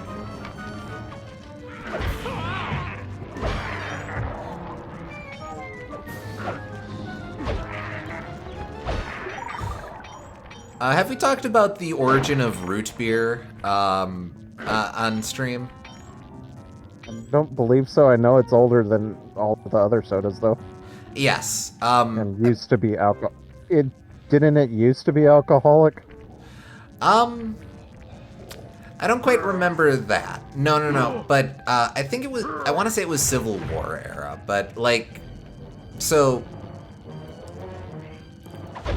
I don't remember the full story. But like this guy made this drink out of sarsaparilla root, and he wanted to, he wanted to promote it to, I forget if it was to soldiers or whatever, but he wanted to promote his drink. His original plan was to call it root tea, because it's from sarsaparilla root. But, of course, he figured, well, that's not going to sell very well, so he called it root beer. Oh, huh. I had the opportunity to explain this to a British gentleman once. I was on vacation. I was at a bar in Europe, and I was like, I could kill for root beer, but I don't think you have that. No. So I tell him this story, and the guy just starts cracking up and goes, "That has to be the most American thing I've ever heard."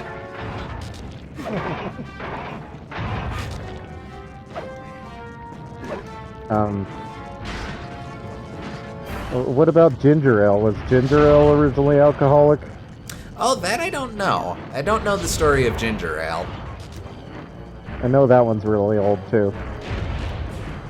I could see that being a similar case where they just call it ale to try and sell it to people, but it's like purely ginger root or something.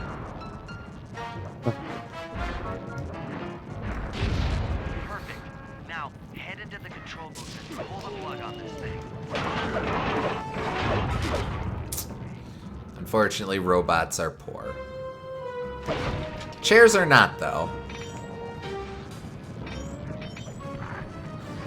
So remember, kids, don't punch your electronics, punch your couch.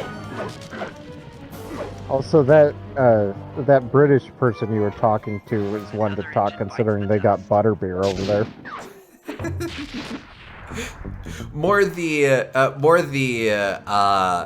He didn't call it tea because that wouldn't sell in the States. Fair.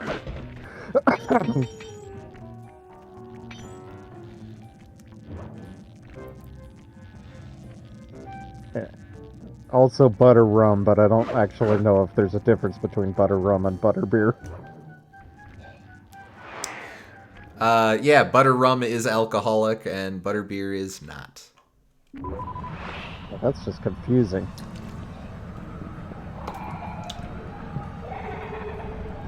Especially since there's a Lifesavers flavor called butter rum. That is definitely not alcoholic. I would hope not. Oh, I see. This is kind of cool, actually. So the way that these missions work out, you leave the mission as a different character, which cues you up to go into the next one as that guy. Also, ginger ale did not contain alcohol in its inception, but ginger beer didn't contain alcohol. All of these confusingly named soft/hard drinks.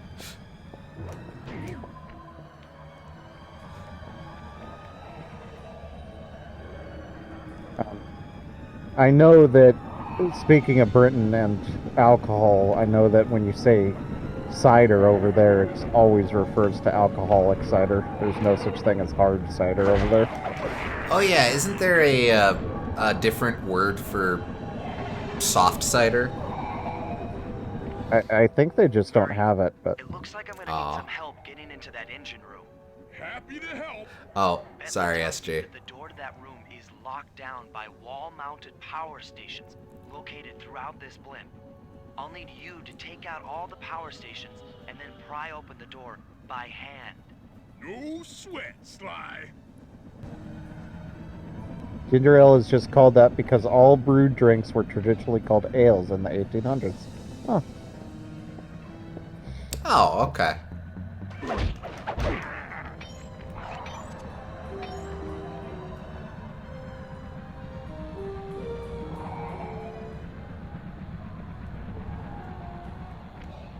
Oh, okay.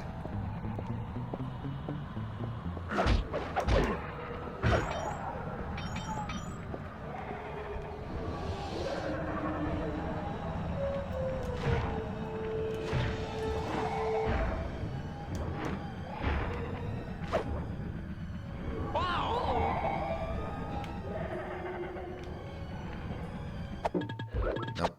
Sorry, I'm a big dummy. Destroy the power stations.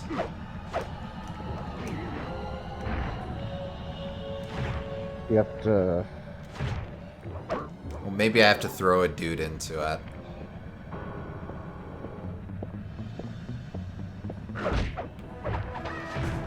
Oh, that man is too big to be thrown.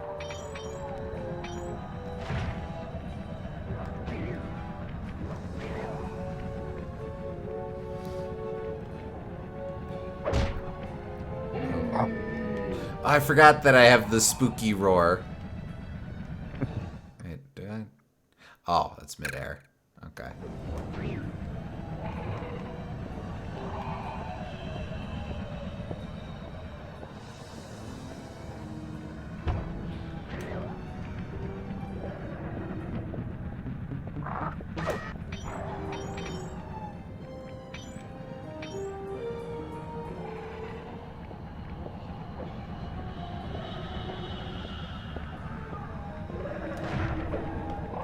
Okay, there we go.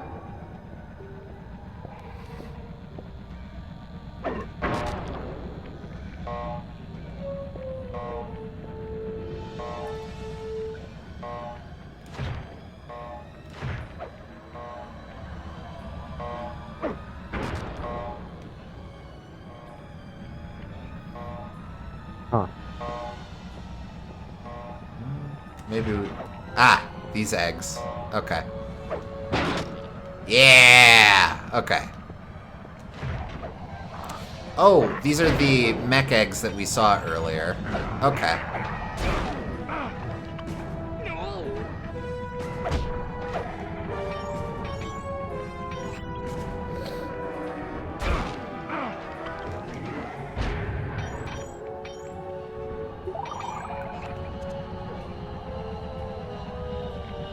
Oh, they're all way the hell over there. Okay.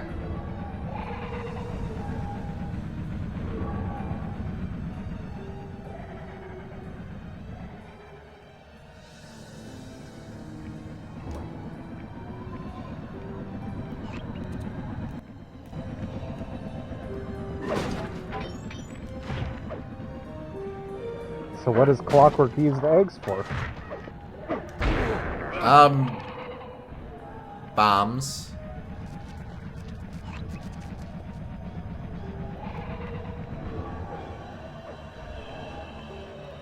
I know he doesn't exactly strike me as a loving parent, but I think that's a bit harsh on the guy. Calling his children bombs.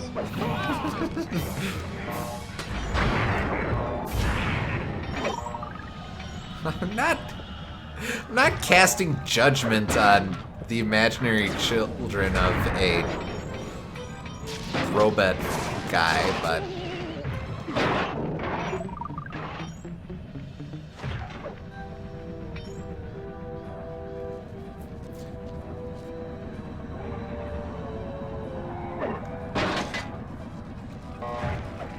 Guess we just gotta hit it a bunch of times.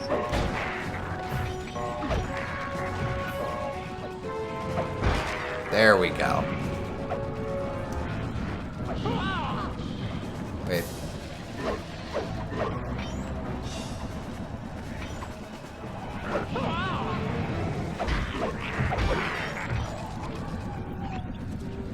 Okay, that's both the ones over here. Those meant to be Clockwork size? They are kind of small those- for him, huh? No, those big yellow orbs over there.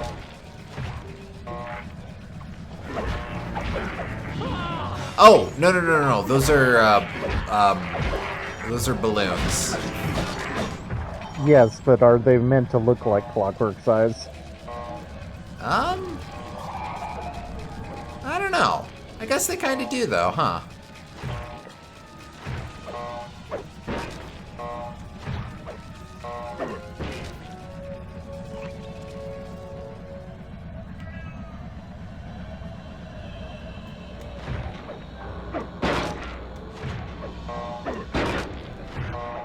Looks like the power lock's locked.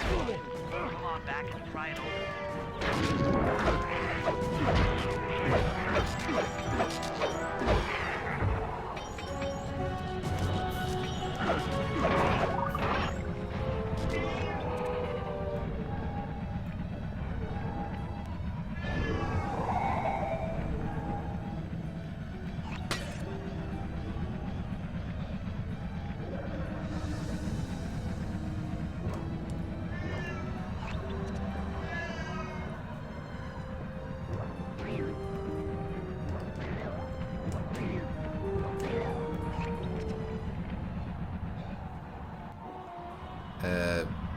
Oh, up there.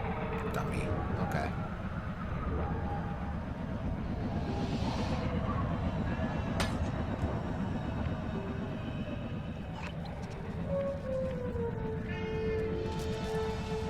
Of course, this isn't as direct a path as I would think. I'm reasonably sure the Murray can't use ladders. He can not.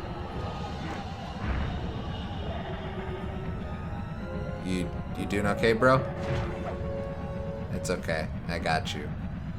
Let's go, friend.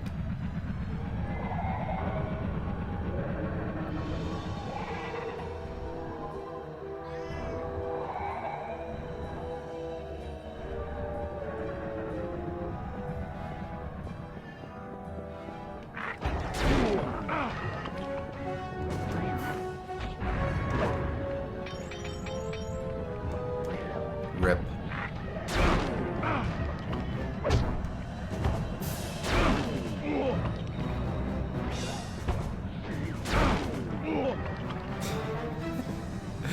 Okay, maybe we'll wait a minute.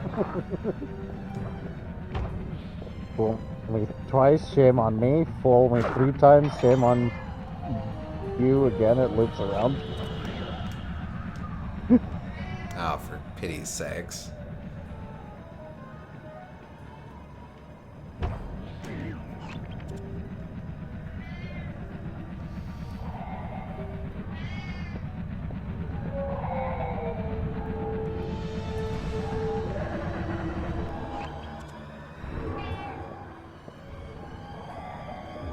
Lena's extra needy today. Yeah, this is not unusual for her. Come on. Oh, right.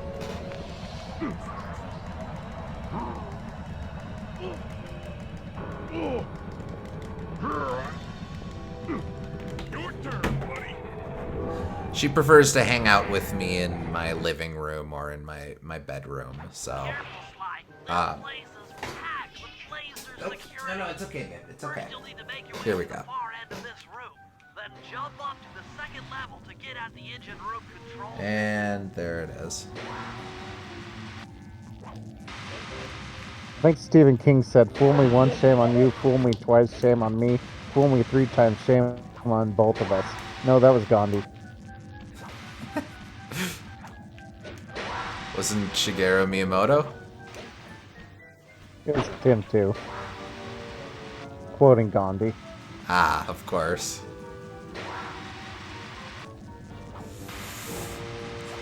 Not many people know that.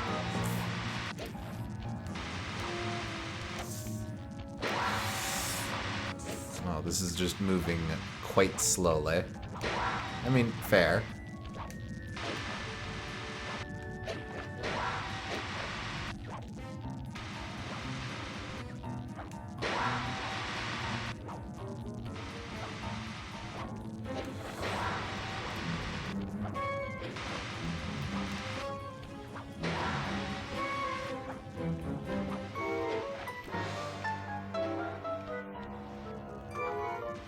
Alright, the control center is opposite your position in the room. With some well-timed spire jumping, you should be able to get access.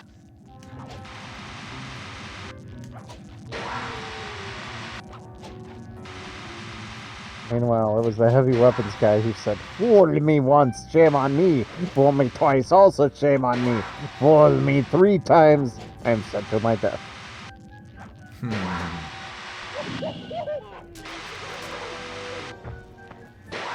Rip.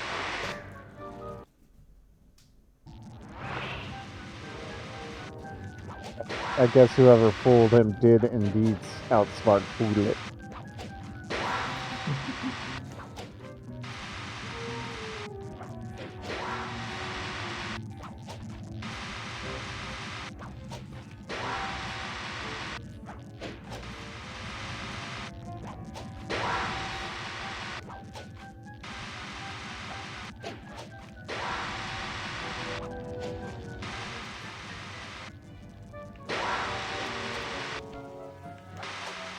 Hey, hey! Nice.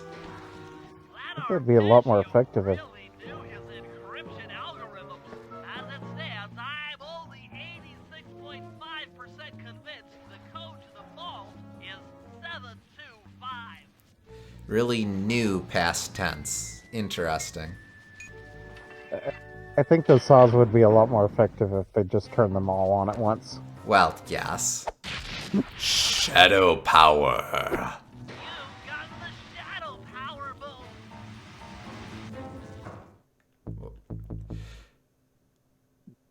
sneaky message from that.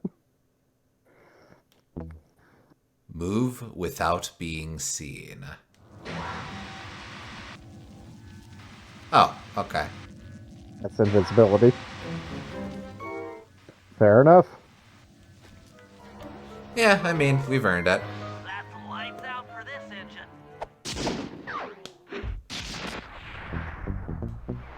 He really knew his encryption algorithms, which is why he hid important objects behind a 3-digit code.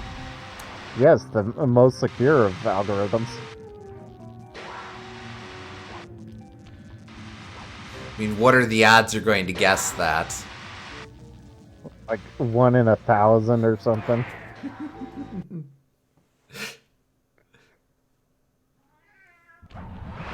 Alright, hold on. Edwina. Yep, that's my controller. Let's not let that go. Edwina.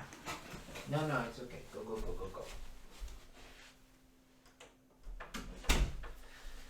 Of course, knowing her, we'll probably still hear Phantom at some point in the future.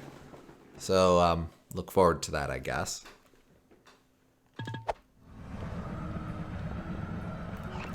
Right,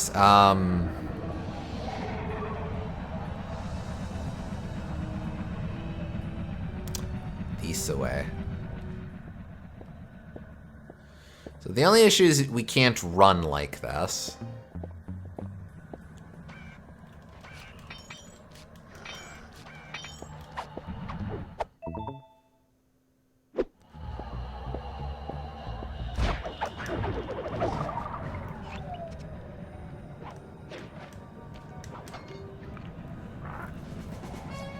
You can't prove anything.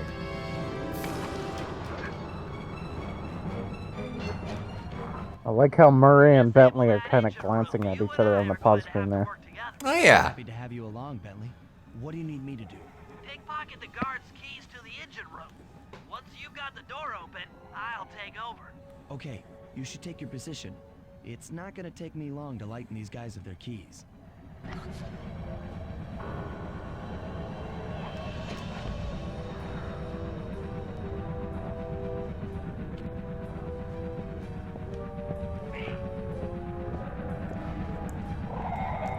Oh, wait, no, that's not going to work out.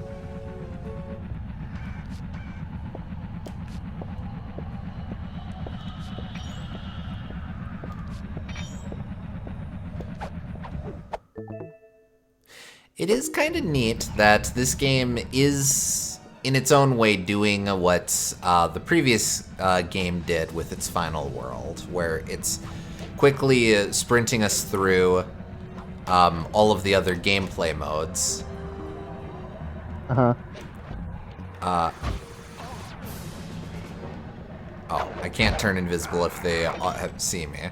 But like think about it. Think about the framing of each of these missions up to this point. We had a string of hacking exercises. We had a string of beat 'em up exercises. We had we've got a round of pickpocketing. Uh-huh. But it's doing all this quite subtly.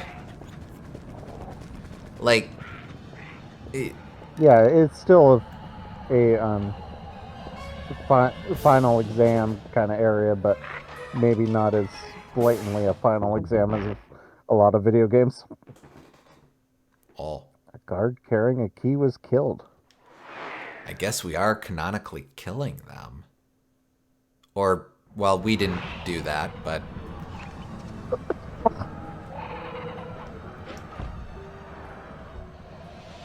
I suppose that's why they use the past participle there. Yeah, probably. Was killed. Just in case you didn't actually do it. Hey, buddy, you killed a guard, dummy. Baka.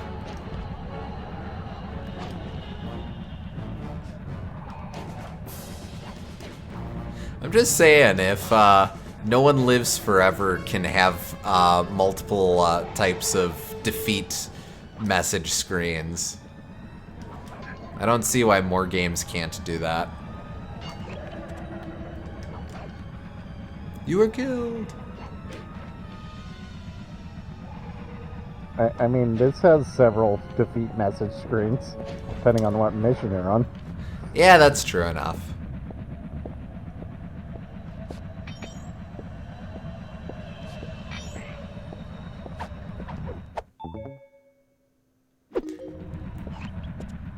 He's not killed anymore, and that's what matters.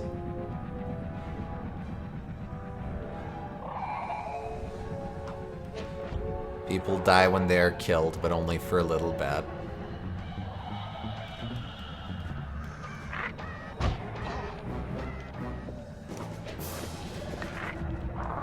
The rumors of people dying when they're killed were greatly exaggerated.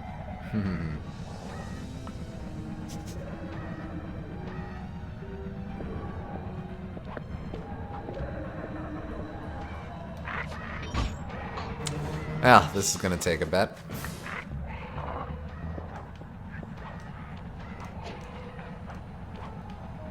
Mayhaps if I start over here.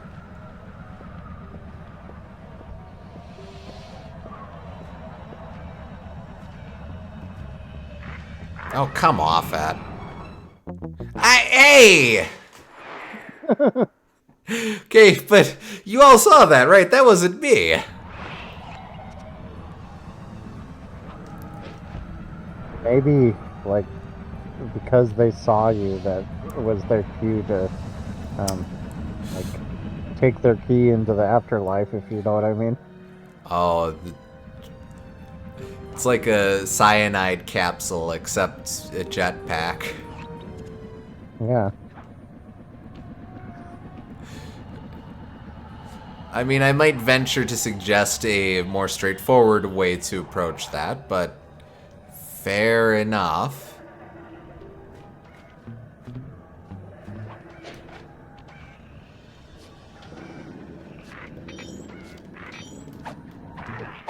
I don't know how that worked.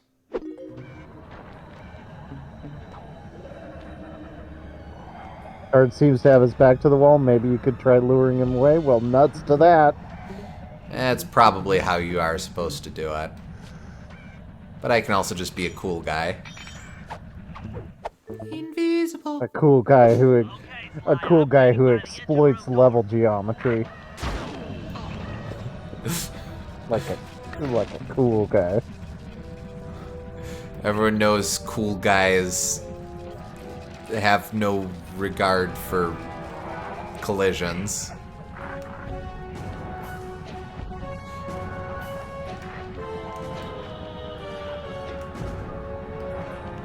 Cool guys don't look at collisions.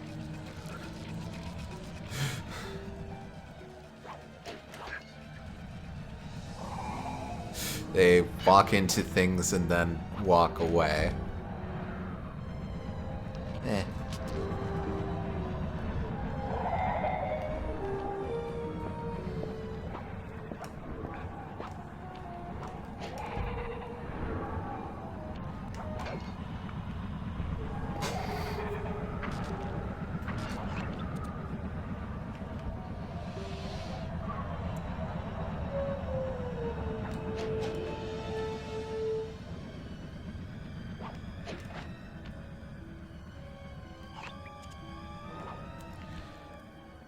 All right. You're on. Hey,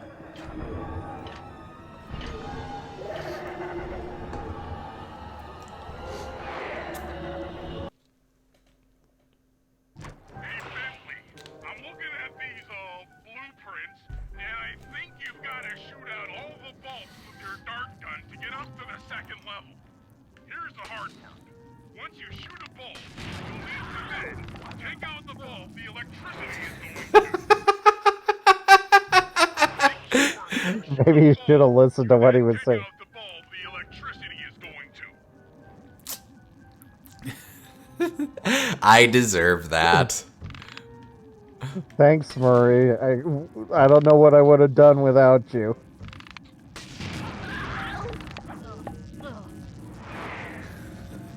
When you shoot a bulb, you then take out the bulb the electricity is going to. I'm going to tell you that every time, because I think you need to hear it every time. Which isn't fair, honestly. Not every time, just the times that you fail on the first attempt. Which was both of those times.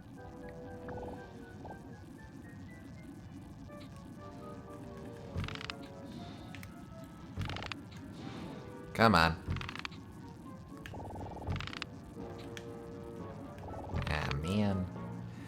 It doesn't really help because it means you misjudge the timing. There we go. Okay. Nope. There we go.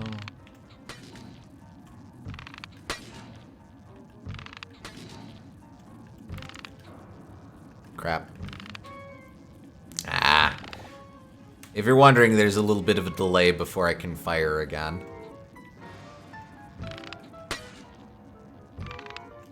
Yeah, I can hear the crossbow notching. Oh. I didn't even put that together. You're absolutely right.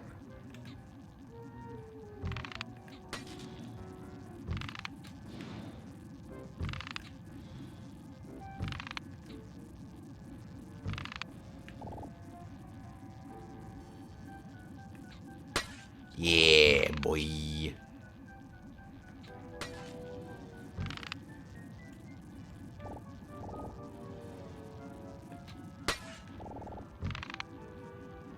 Cactus dance? That's exactly where my mind went as well. You're all set to bounce up to the next level.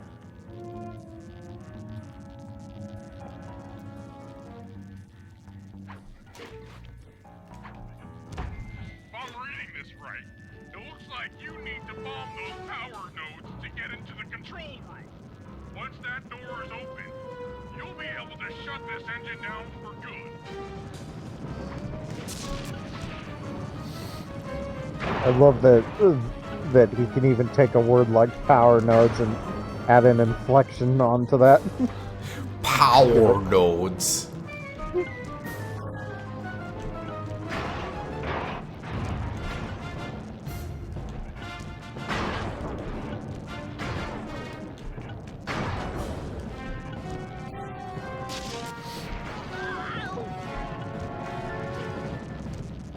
Take it all the way, buddy.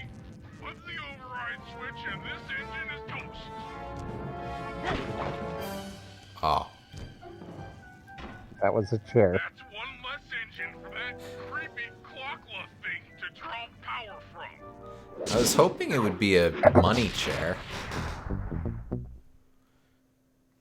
But no. And an unexpected windfall, I've been contacted by Inspector Fox over the shortwave radio. She's well aware of the dire situation we all face if Clockla becomes immortal and has agreed to join forces with us so that we can destroy the robotic bird. The only catch is that she's unable to locate this blimp on her radar. To help her hone in on our position, we'll need to boost the strength of 4 local radio towers. Once Inspector Fox is in range, she'll take one of us on board to act as a tail gunner in a dogfight against Clockla. This is it. We don't have time for another plan. We're almost over Paris, and if that hate hypnosis light show goes off, well, you know the story.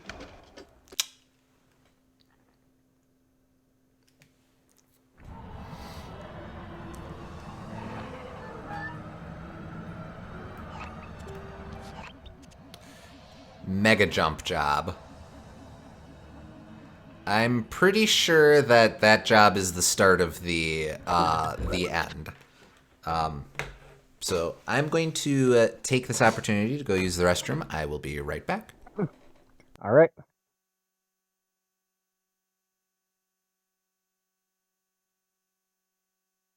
Indeed, even the pause screen. It's saying that we'll be right back. Not a huge deal, but the stream visuals keep showing frames from earlier in the stream. Weird.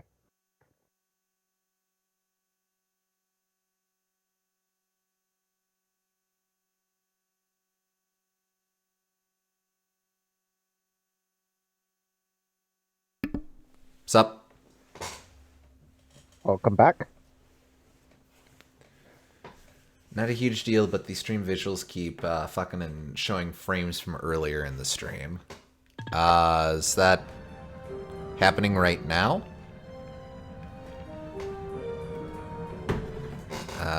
Sorry. I don't see timestamps, so I can't tell if that was a thing that you said before, and... It was a while back. Okay. It was like right when you... Not too far after you left. Oh, okay. Let me know if that keeps happening. Okay, Sly. Just a floating battery. Carmelita a radio pulse so she can home in on the blimp. To do that, I'll need you to get on top of 4 very tall towers. They are too big to climb and too tall to jump up normally. What's this all got to do with this thing you've got me wearing? It's an experimental mega jump pack. By pressing the R2 button, you'll perform a huge jump, so be careful. All right, sounds like fun. New plot-related gadget. I guess this would be another way to get that bottle if you wanted. Oh, true enough, yeah. Alright, mega jump!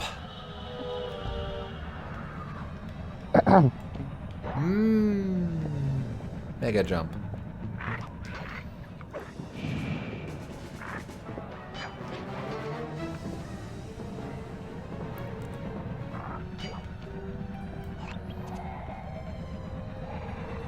Oh, they're all far away. Mega jump! Uh-oh. Ha! Oh no! Ah, I even grabbed onto it. Oh well.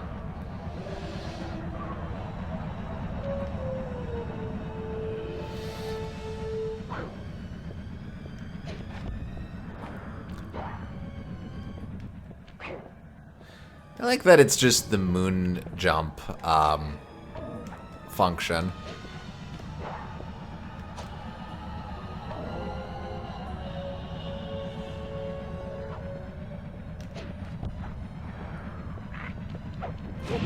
Turn on God mode, I guess.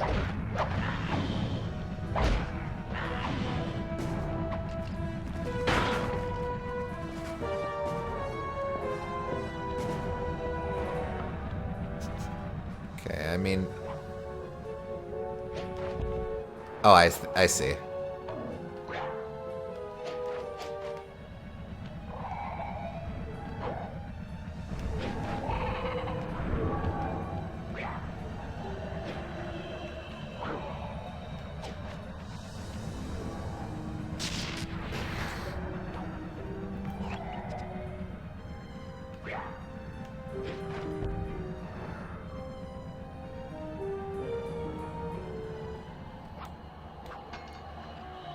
Let me jump off of this. No, it won't.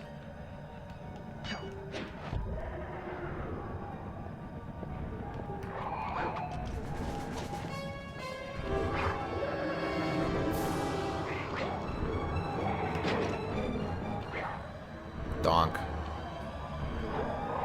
Donk.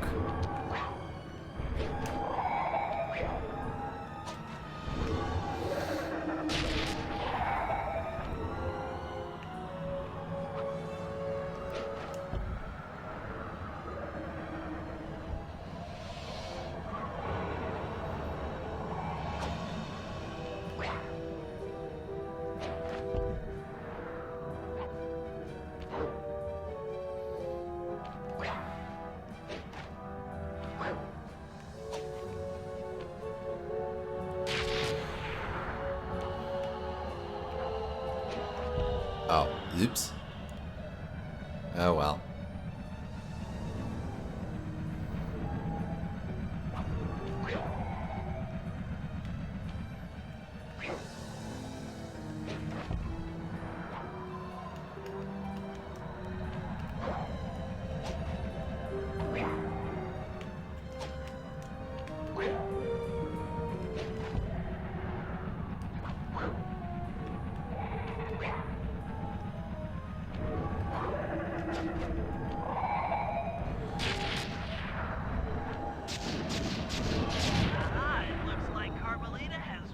up on our signal.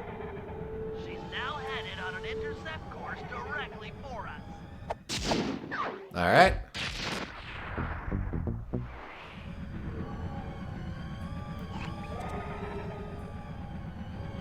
Not much left.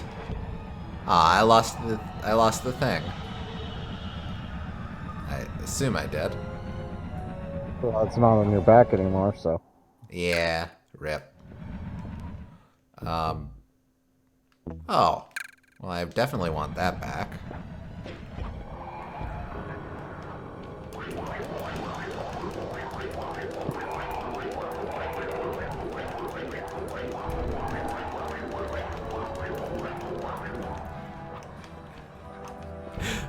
A little annoying to control like that, but that's okay. Look, Sly, for once, let's cut the flirty chit-chat and get down to business. I need an experienced tail gunner. Jump in and grab the gun. We've got a bird to take down. That's not flirty chit-chat? I was gonna say.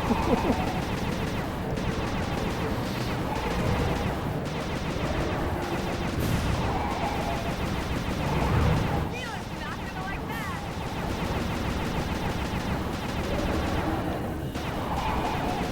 Yep, hello. We're taking damage.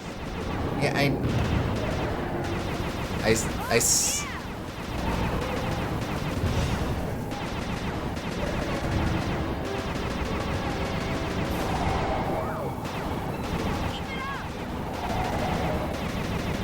Of course, they still use the same icon as the Bentley copter, even though it's not the Bentley copter.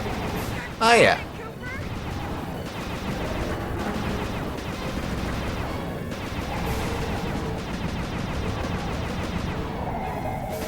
That should get her attention. Oh, hey, I was just thinking, I missed those little rings from before. Together.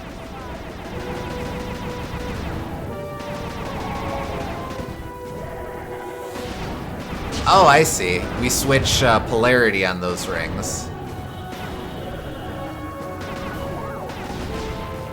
We're a team here. Don't let me down. Nice shooting. What? Okay. There's probably a rocket to the far right or something.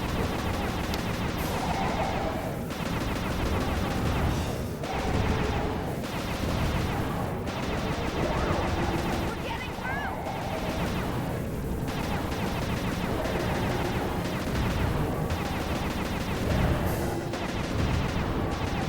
Keep at it. We're winning.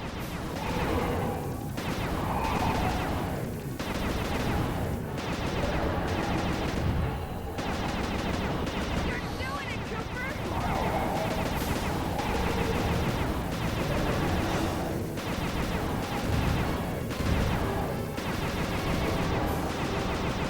Looking good.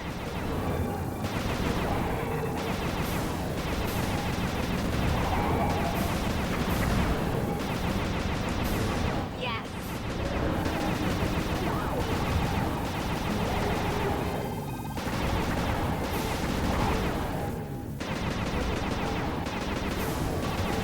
Take that, Mila.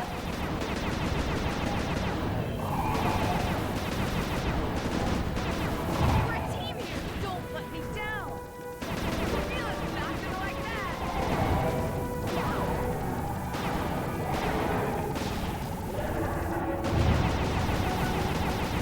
It is kind of neat how much those electro rings control the environments. Uh-huh. Again, fulfilling a similar role to what they did in the first game, but Yeah. I'm glad those are back because those are definitely his most iconic attacks. of the Yeah. first game.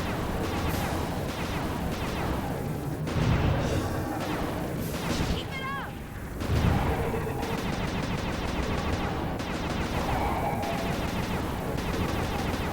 All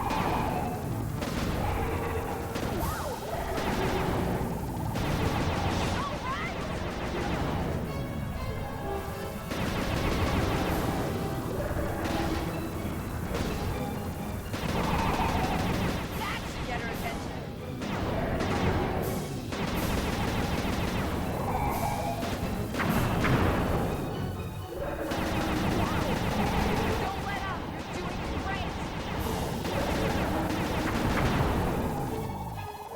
We're a team here. Don't let me down. Nayla's not gonna like that.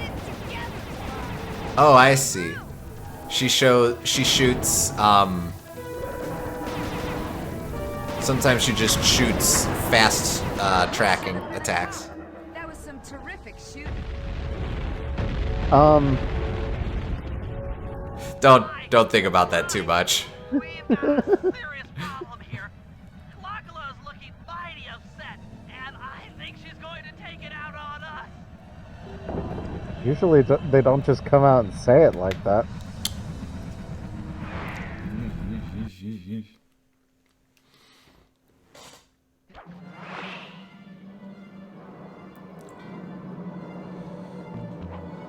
I'm coming, guys. Hold on.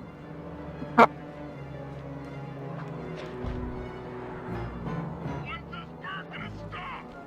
Just make it stop! I can't take it anymore!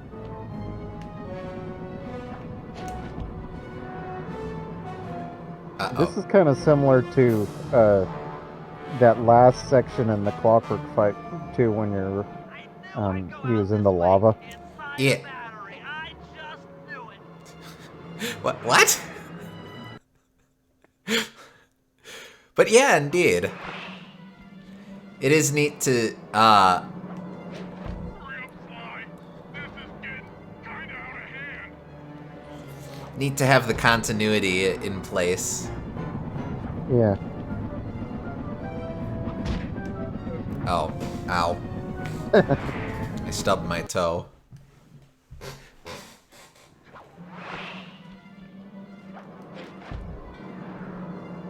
Help! Anyone! SOS! Sending out an SOS.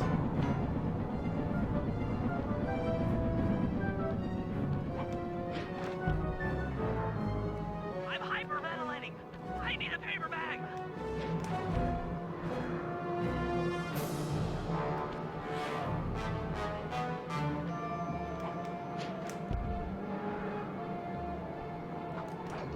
Oh. Whoa, wait, what? Whoa. Who's the You stay jittery? there, Sly? No! Super jump! Oh man. Okay, we gotta see how far we can take this. Oh, Oh, we hit the ceiling, I think.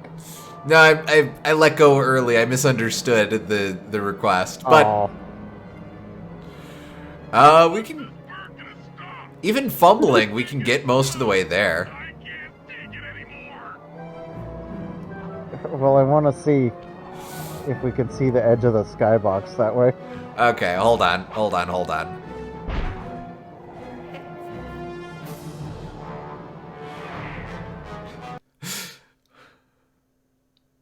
Not the edge of the skybox, but the edge of the... What do they call it when you see the worlds, the entire world, when in like a little capsule because you're so zoomed out? No, I think Skybox is right for that. Like, the Skybox is the thing above and around us, but you would be viewing the Skybox from the outside. Yeah, alright. Okay, let's see.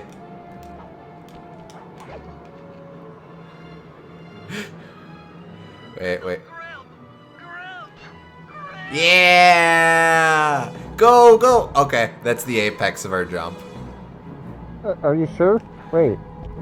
It did feel like we It went seemed higher like it- before. It did. It might And be a timing thing. It's a timing thing, and like I think you opened your glider up at the right moment, and that got you extra height.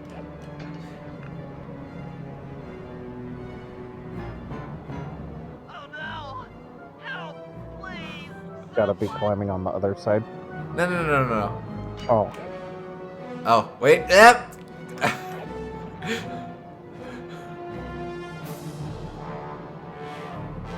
I knew I'd go out this way, inside a battery. I just knew it. Luckily, this the main this is just a cool looking set piece and not actually a timed challenge. Yeah. Hold it together, Sly. Hold it together.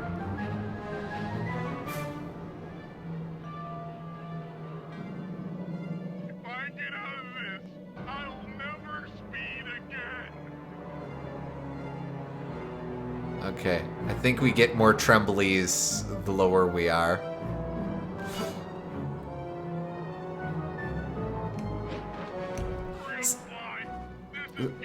Sadly, I don't think it's gonna send us that high, but it still sends us pretty high.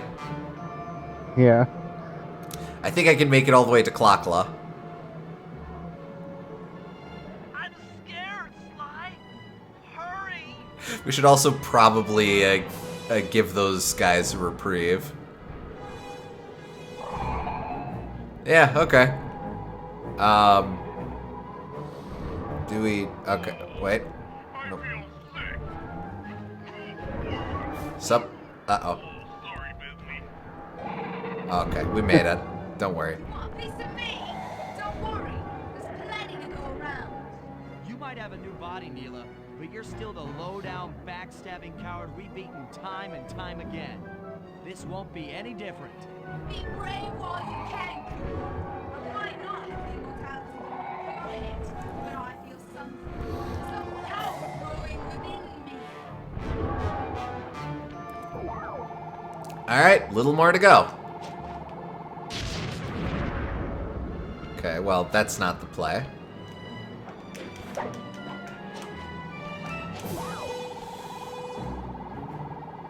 You...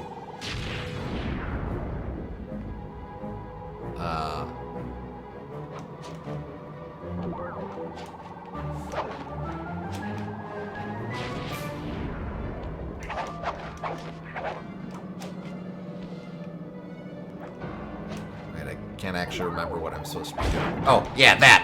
Yep, hello.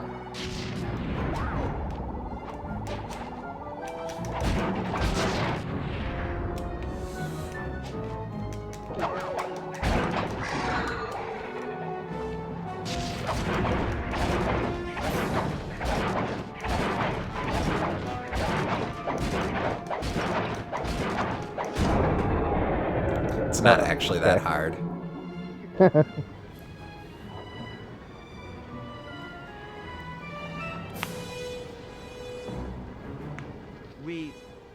We did it. Right on! It's an emotional moment. Die, insects, die! My hate will smash you. Watch out. That thing's still kicking. Lachla mentioned something about a hate chip. It sounded like the source of her power. If we remove it, she might stop attacking. Then let's do a little open-head surgery. I'll pry open that beak so that Bentley can go to town with his bombs.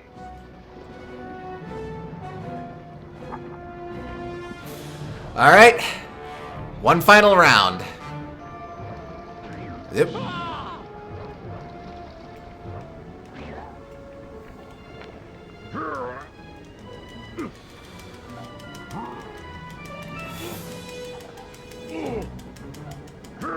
I hate you, Cooper Gang. I will find you in your sleep and I will destroy you. You will never know a moment's peace for the rest of your short, miserable lives. The Clockla will know revenge. I am revenge. I am the Alpha and the Omega. Clockla! Didn't expect she'd go full Sigma virus on us. A bit, yeah, huh? All right. I still have my hate ship. You will not defeat me. Ever! All right, let's grab it. The hate chip. Let's get out of here. She's about to explode. Ah! My glasses. Huh? Bentley, I'll save you.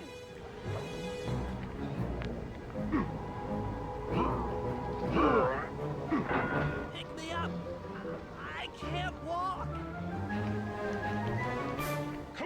Sly. Let's get out of here.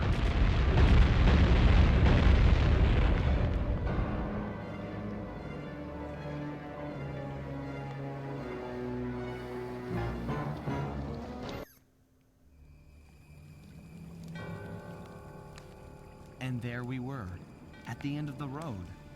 The Claw Gang had been defeated, and the clockwork parts lay scattered around in heaps. Yet, despite the explosion, they remained pristine. It was as if nothing could ever hurt them. Carmelita cursed herself for showing up too late to get a few shots in on Clockla. So she took it out on what was close at hand, the hate chip. And just like that, it was over. Without that core piece, that essential center of clockwork, there was nothing left.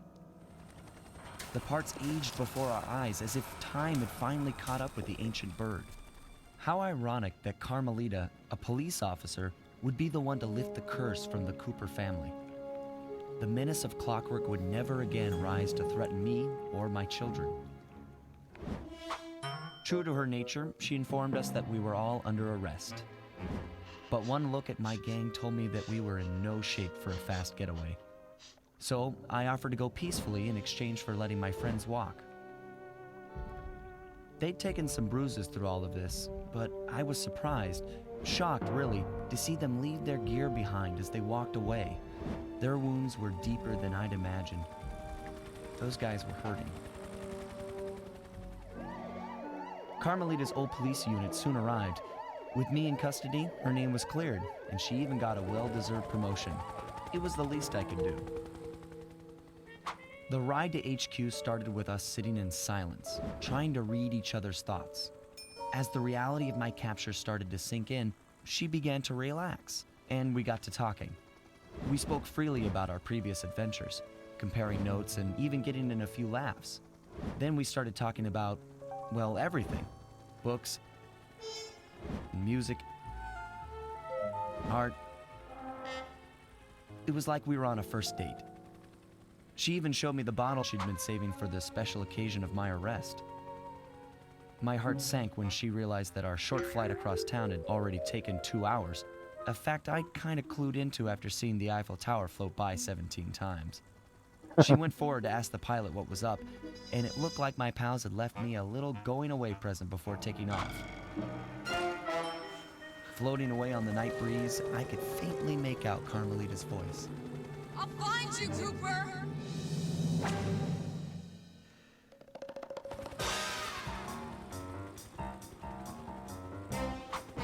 I'll be seeing you soon, Ringtail.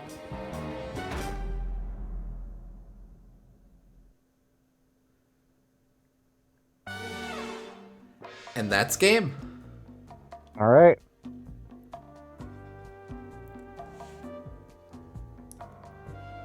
So it's sort of it's sort of one of those things where if you come into the series at a certain point, you kind of know it, you kind of picked up on it, or probably have figured it out already. But that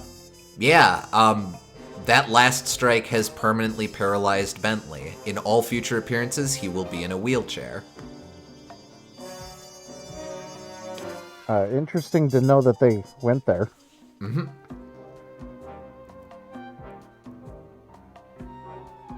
But I appreciate that. It's very rare that you get a character in video games that's competent but also disabled. Mm-hmm. So, interested to see where they go with that with the next game. Oh, right. Inspector Carmelita Fox continues to search for Sly Cooper, whose current whereabouts are still unknown. I forgot they did that for each of these guys. Dimitri went on to work as a dance instructor on a cruise ship.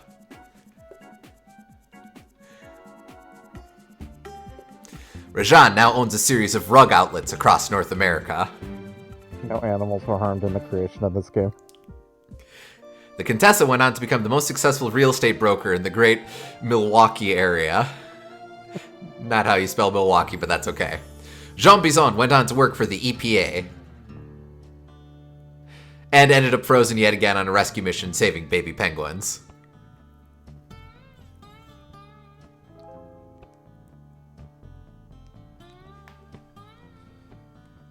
Arpeggio is still dead.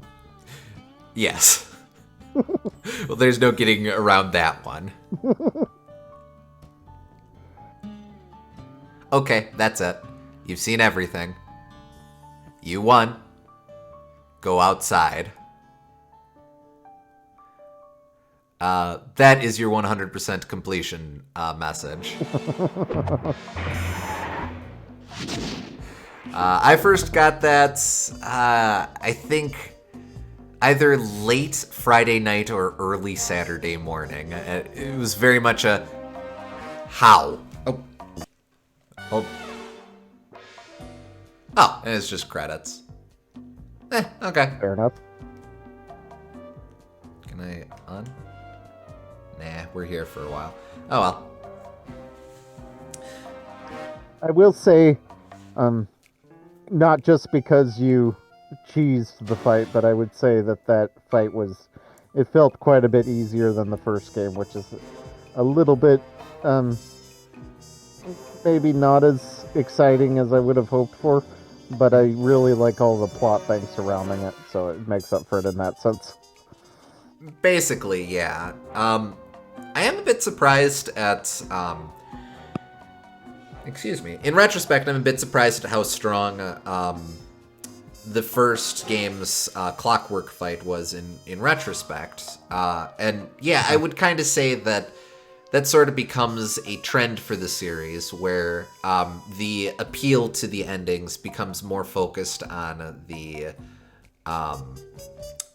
narrative, merit rather than the mechanical merit, which is fine. It was really neat how strong the story was originally, how strong the gameplay was originally, but. Mm-hmm. Oh, that message does play if you beat the game with any % completion. Oh, fair enough. I could have sworn that I specifically got that for 100%.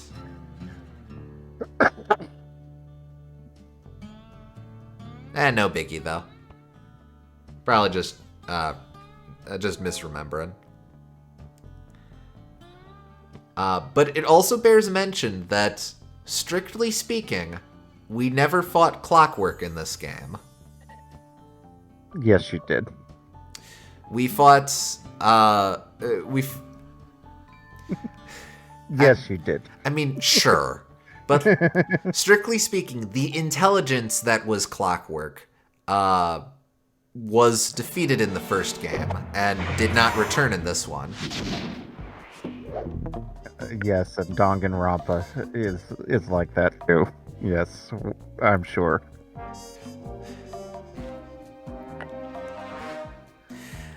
Yeah, okay.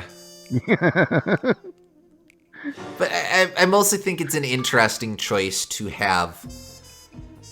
Like, the first game very much presents Clockwork as being Sly's arch nemesis, this bad guy that you're going to be facing throughout the that is the definitive bad guy. He is the Bowser or the Ganon or whatever. But whereas Clockwork appears in this game, it technically isn't him. No, it is a cool thing to have, like, the lasting impact of his hate happens even after he's dead. So I like it in that sense.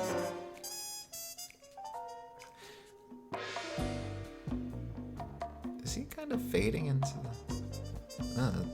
they didn't fully color him in there. That's weird.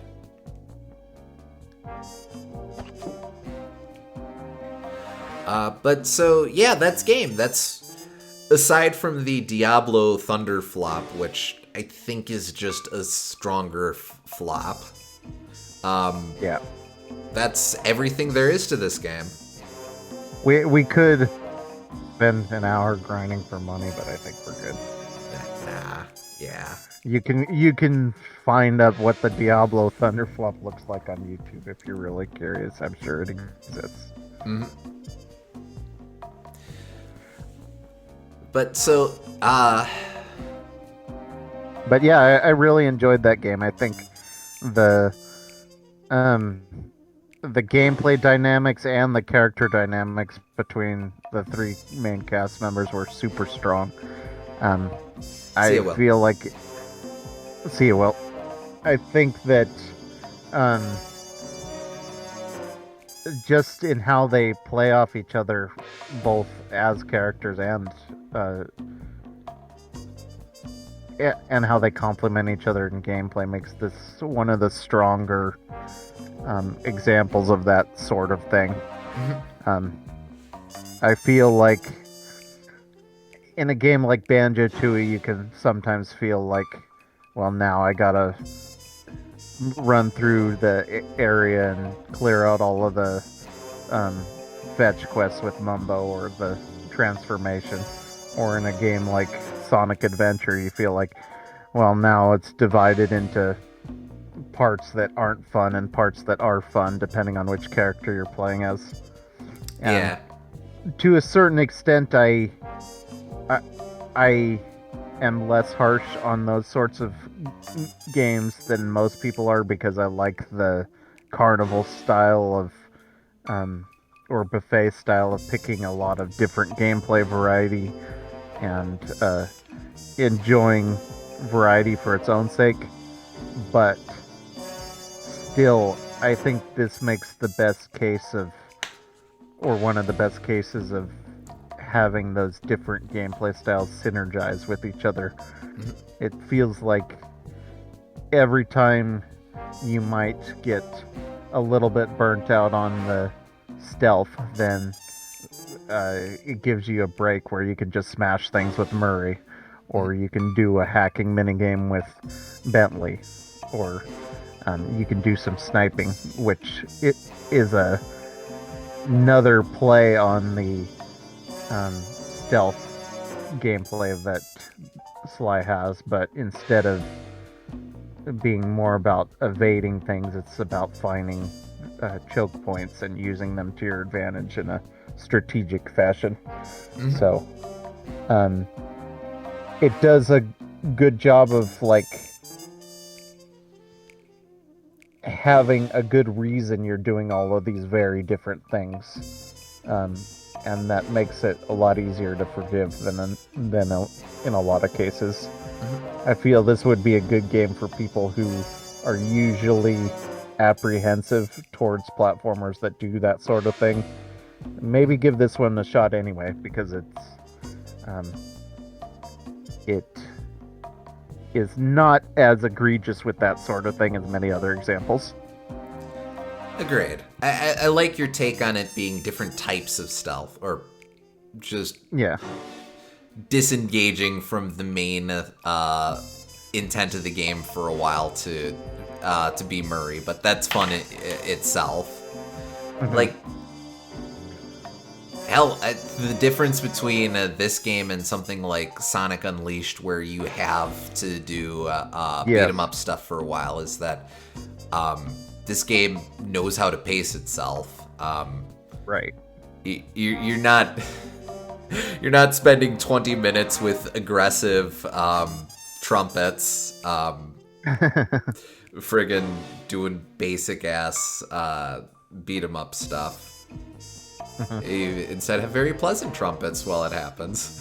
But it's also, the game understands that the main reason you're here is to be Sly. And whenever you're not Sly, there's purpose to it.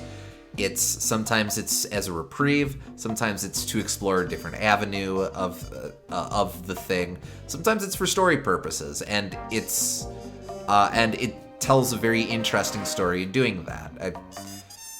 It still feels like you're playing as Sly for like 50% of the time too. Feels like it's like 50% Sly, 30% Bentley, and 20% Murray, which I think is the exact kind of ratio you'd want out of a game like this. Now I will say there are things that they could do to make Bentley and Murray feel a little better to play, and we do see that a bit in Sly 3. Mainly the fact that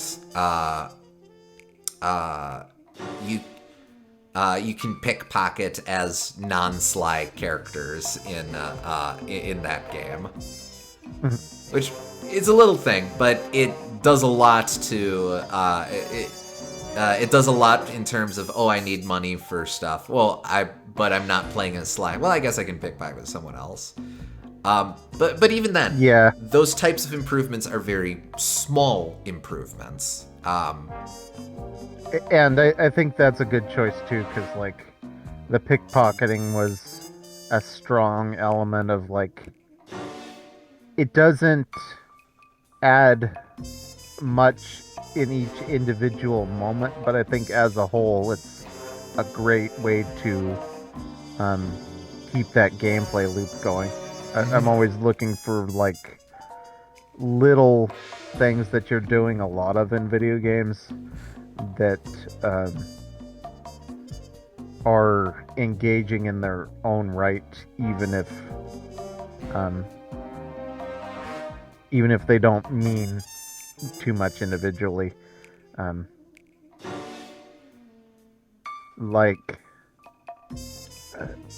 The common example of that sort of thing is like hitting a question mark block in a Mario game that feels, it might not feel like much doing it once, but added all together, that adds a lot to the game, because each time you're doing that is a little moment of discovery. So they end up being a huge element to that game, even if you might point out one specific instance and not be impressed or anything. This game kind of has that sort of idea with pickpocketing, and I feel like keeping that gameplay loop with the other characters as well is a really smart choice to maintain that, if that makes sense. I really like that analogy, actually. That's of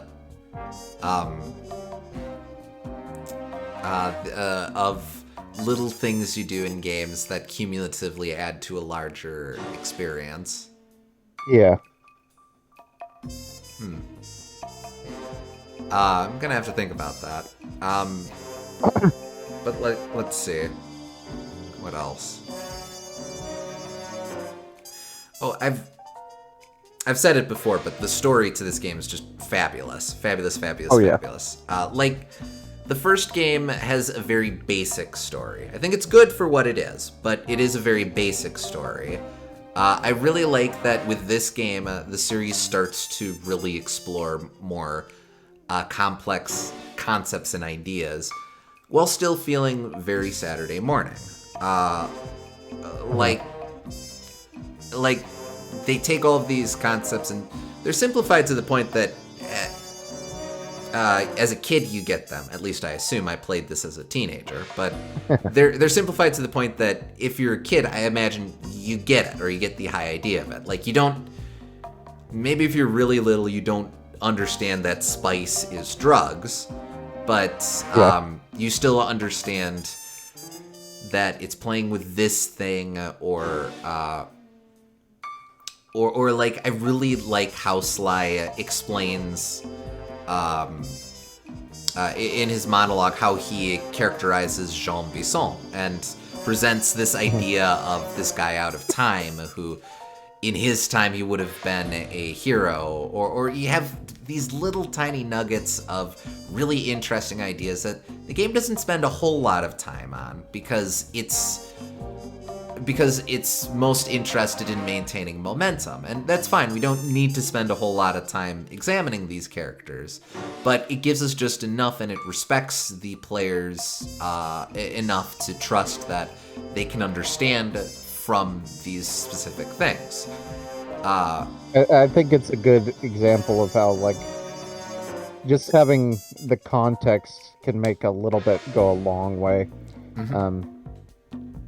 Like, you going back to Mario, you could say that, well, that game's strength is that it uses the absolute bare minimum plot that it needs, which you can argue, but I think there's also something to be said of having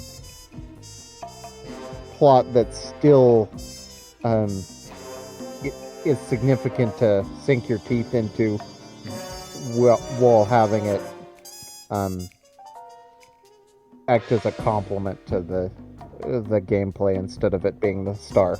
Like, I don't think the plot ever gets in the way of the gameplay in this. Um, there's never a moment where I would imagine I would be mashing through the cutscenes. I'm usually more patient than some people are in that sort of thing anyway, but I guess it's just a point that if you make your cutscenes good enough, then you can still have them, and that's totally fine.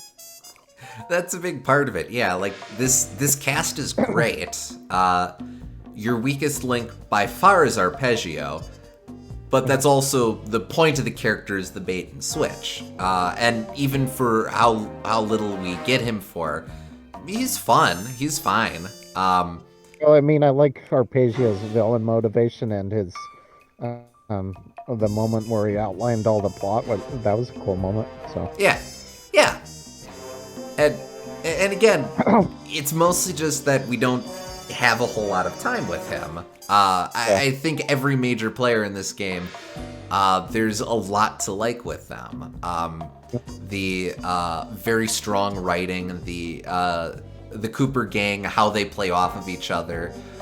You can really feel this long friendship that these characters have.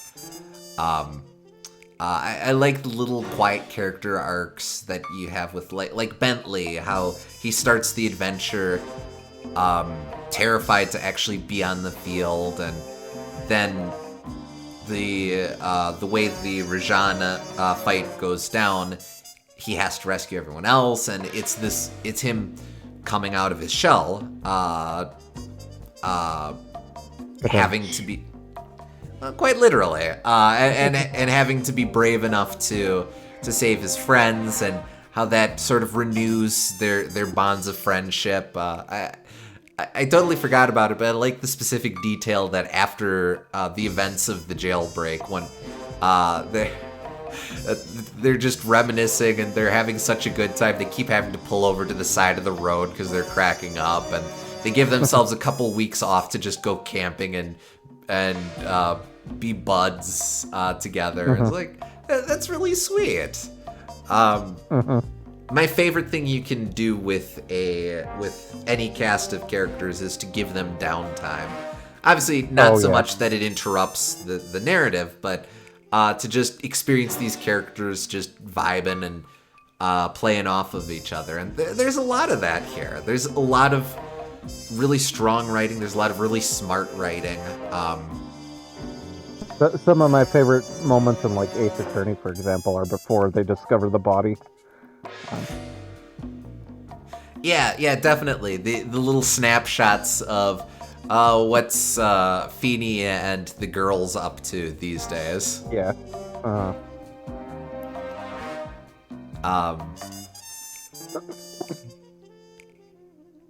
But let me think. But yeah, overall, like I said, the Sly series was part of my introduction to PlayStation and Sony first party series and stuff, and I'd played. I was familiar with Crash and Spyro and stuff like that, but jumping into this, the first game was like, when I first ran through it, the first game was like, oh, this is pretty good. The second game was like, oh, just at all times, this feels like a game that very much respects the player's time and investment in it.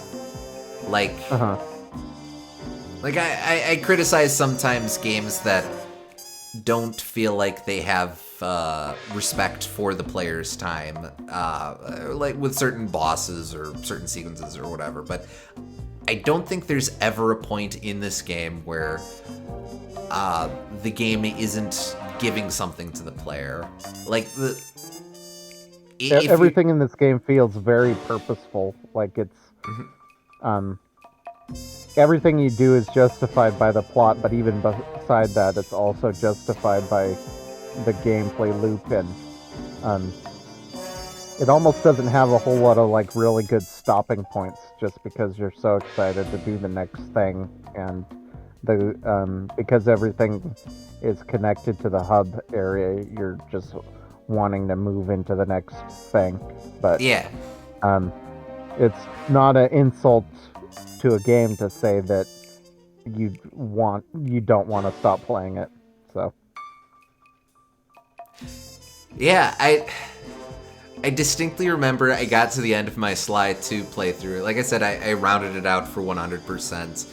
And then I very rarely do this with games. I just dove immediately into the sequel. I was like, well, I gotta see what happens next with these guys. yeah.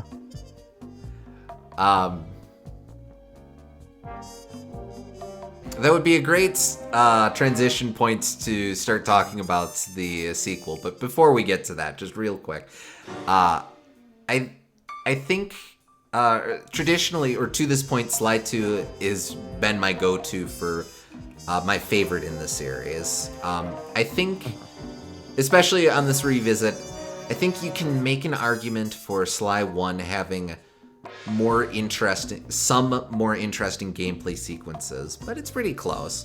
And I think you can make an argument for Sly 3 having an overall stronger story. We'll get into that once we get into that game. But I definitely I think Sly 1 has more like focused gameplay with the speed missions and all that.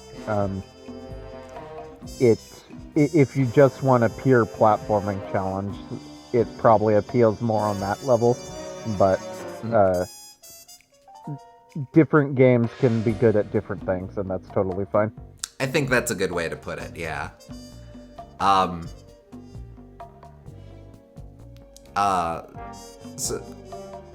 And then Sly 3, I think Sly 3 probably has the best story. It certainly has my favorite ending of the series, but we'll get to that.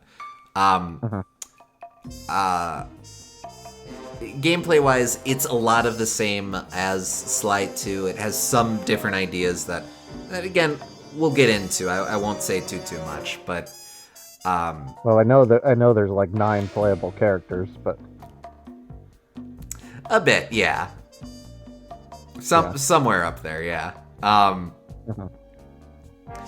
But yeah, no, we can revisit the conversation once we clear 3, and I guess once we clear the other games. But I don't think the other games are really much of a contest. Yeah, no, Sly 2 is just a really, really, really good game. It is very hard for me to think of things I wish they did differently in this one. Yeah, no. I greatly enjoyed my time with this, and like you said, there's very little I would change about it. I could probably think of some things and nitpick, but as a whole, this is one of the stronger examples of the genre that I know of. Agreed.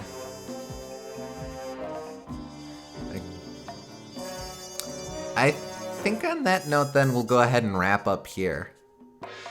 Okay. This ended up being a normal length stream, but hell, that's fine. It just means that we got time to sit with this one. So let's see. Yeah, we should be back next week. I'm going to be missing. We'll be out a couple weeks, or a couple Fridays later in the month, but next week we should be around. So we'll go ahead and get started on Sly 3 next time. But until then, thank you for joining us, folks. We hope y'all had fun, and we'll catch you on the next stream. Catch you next time.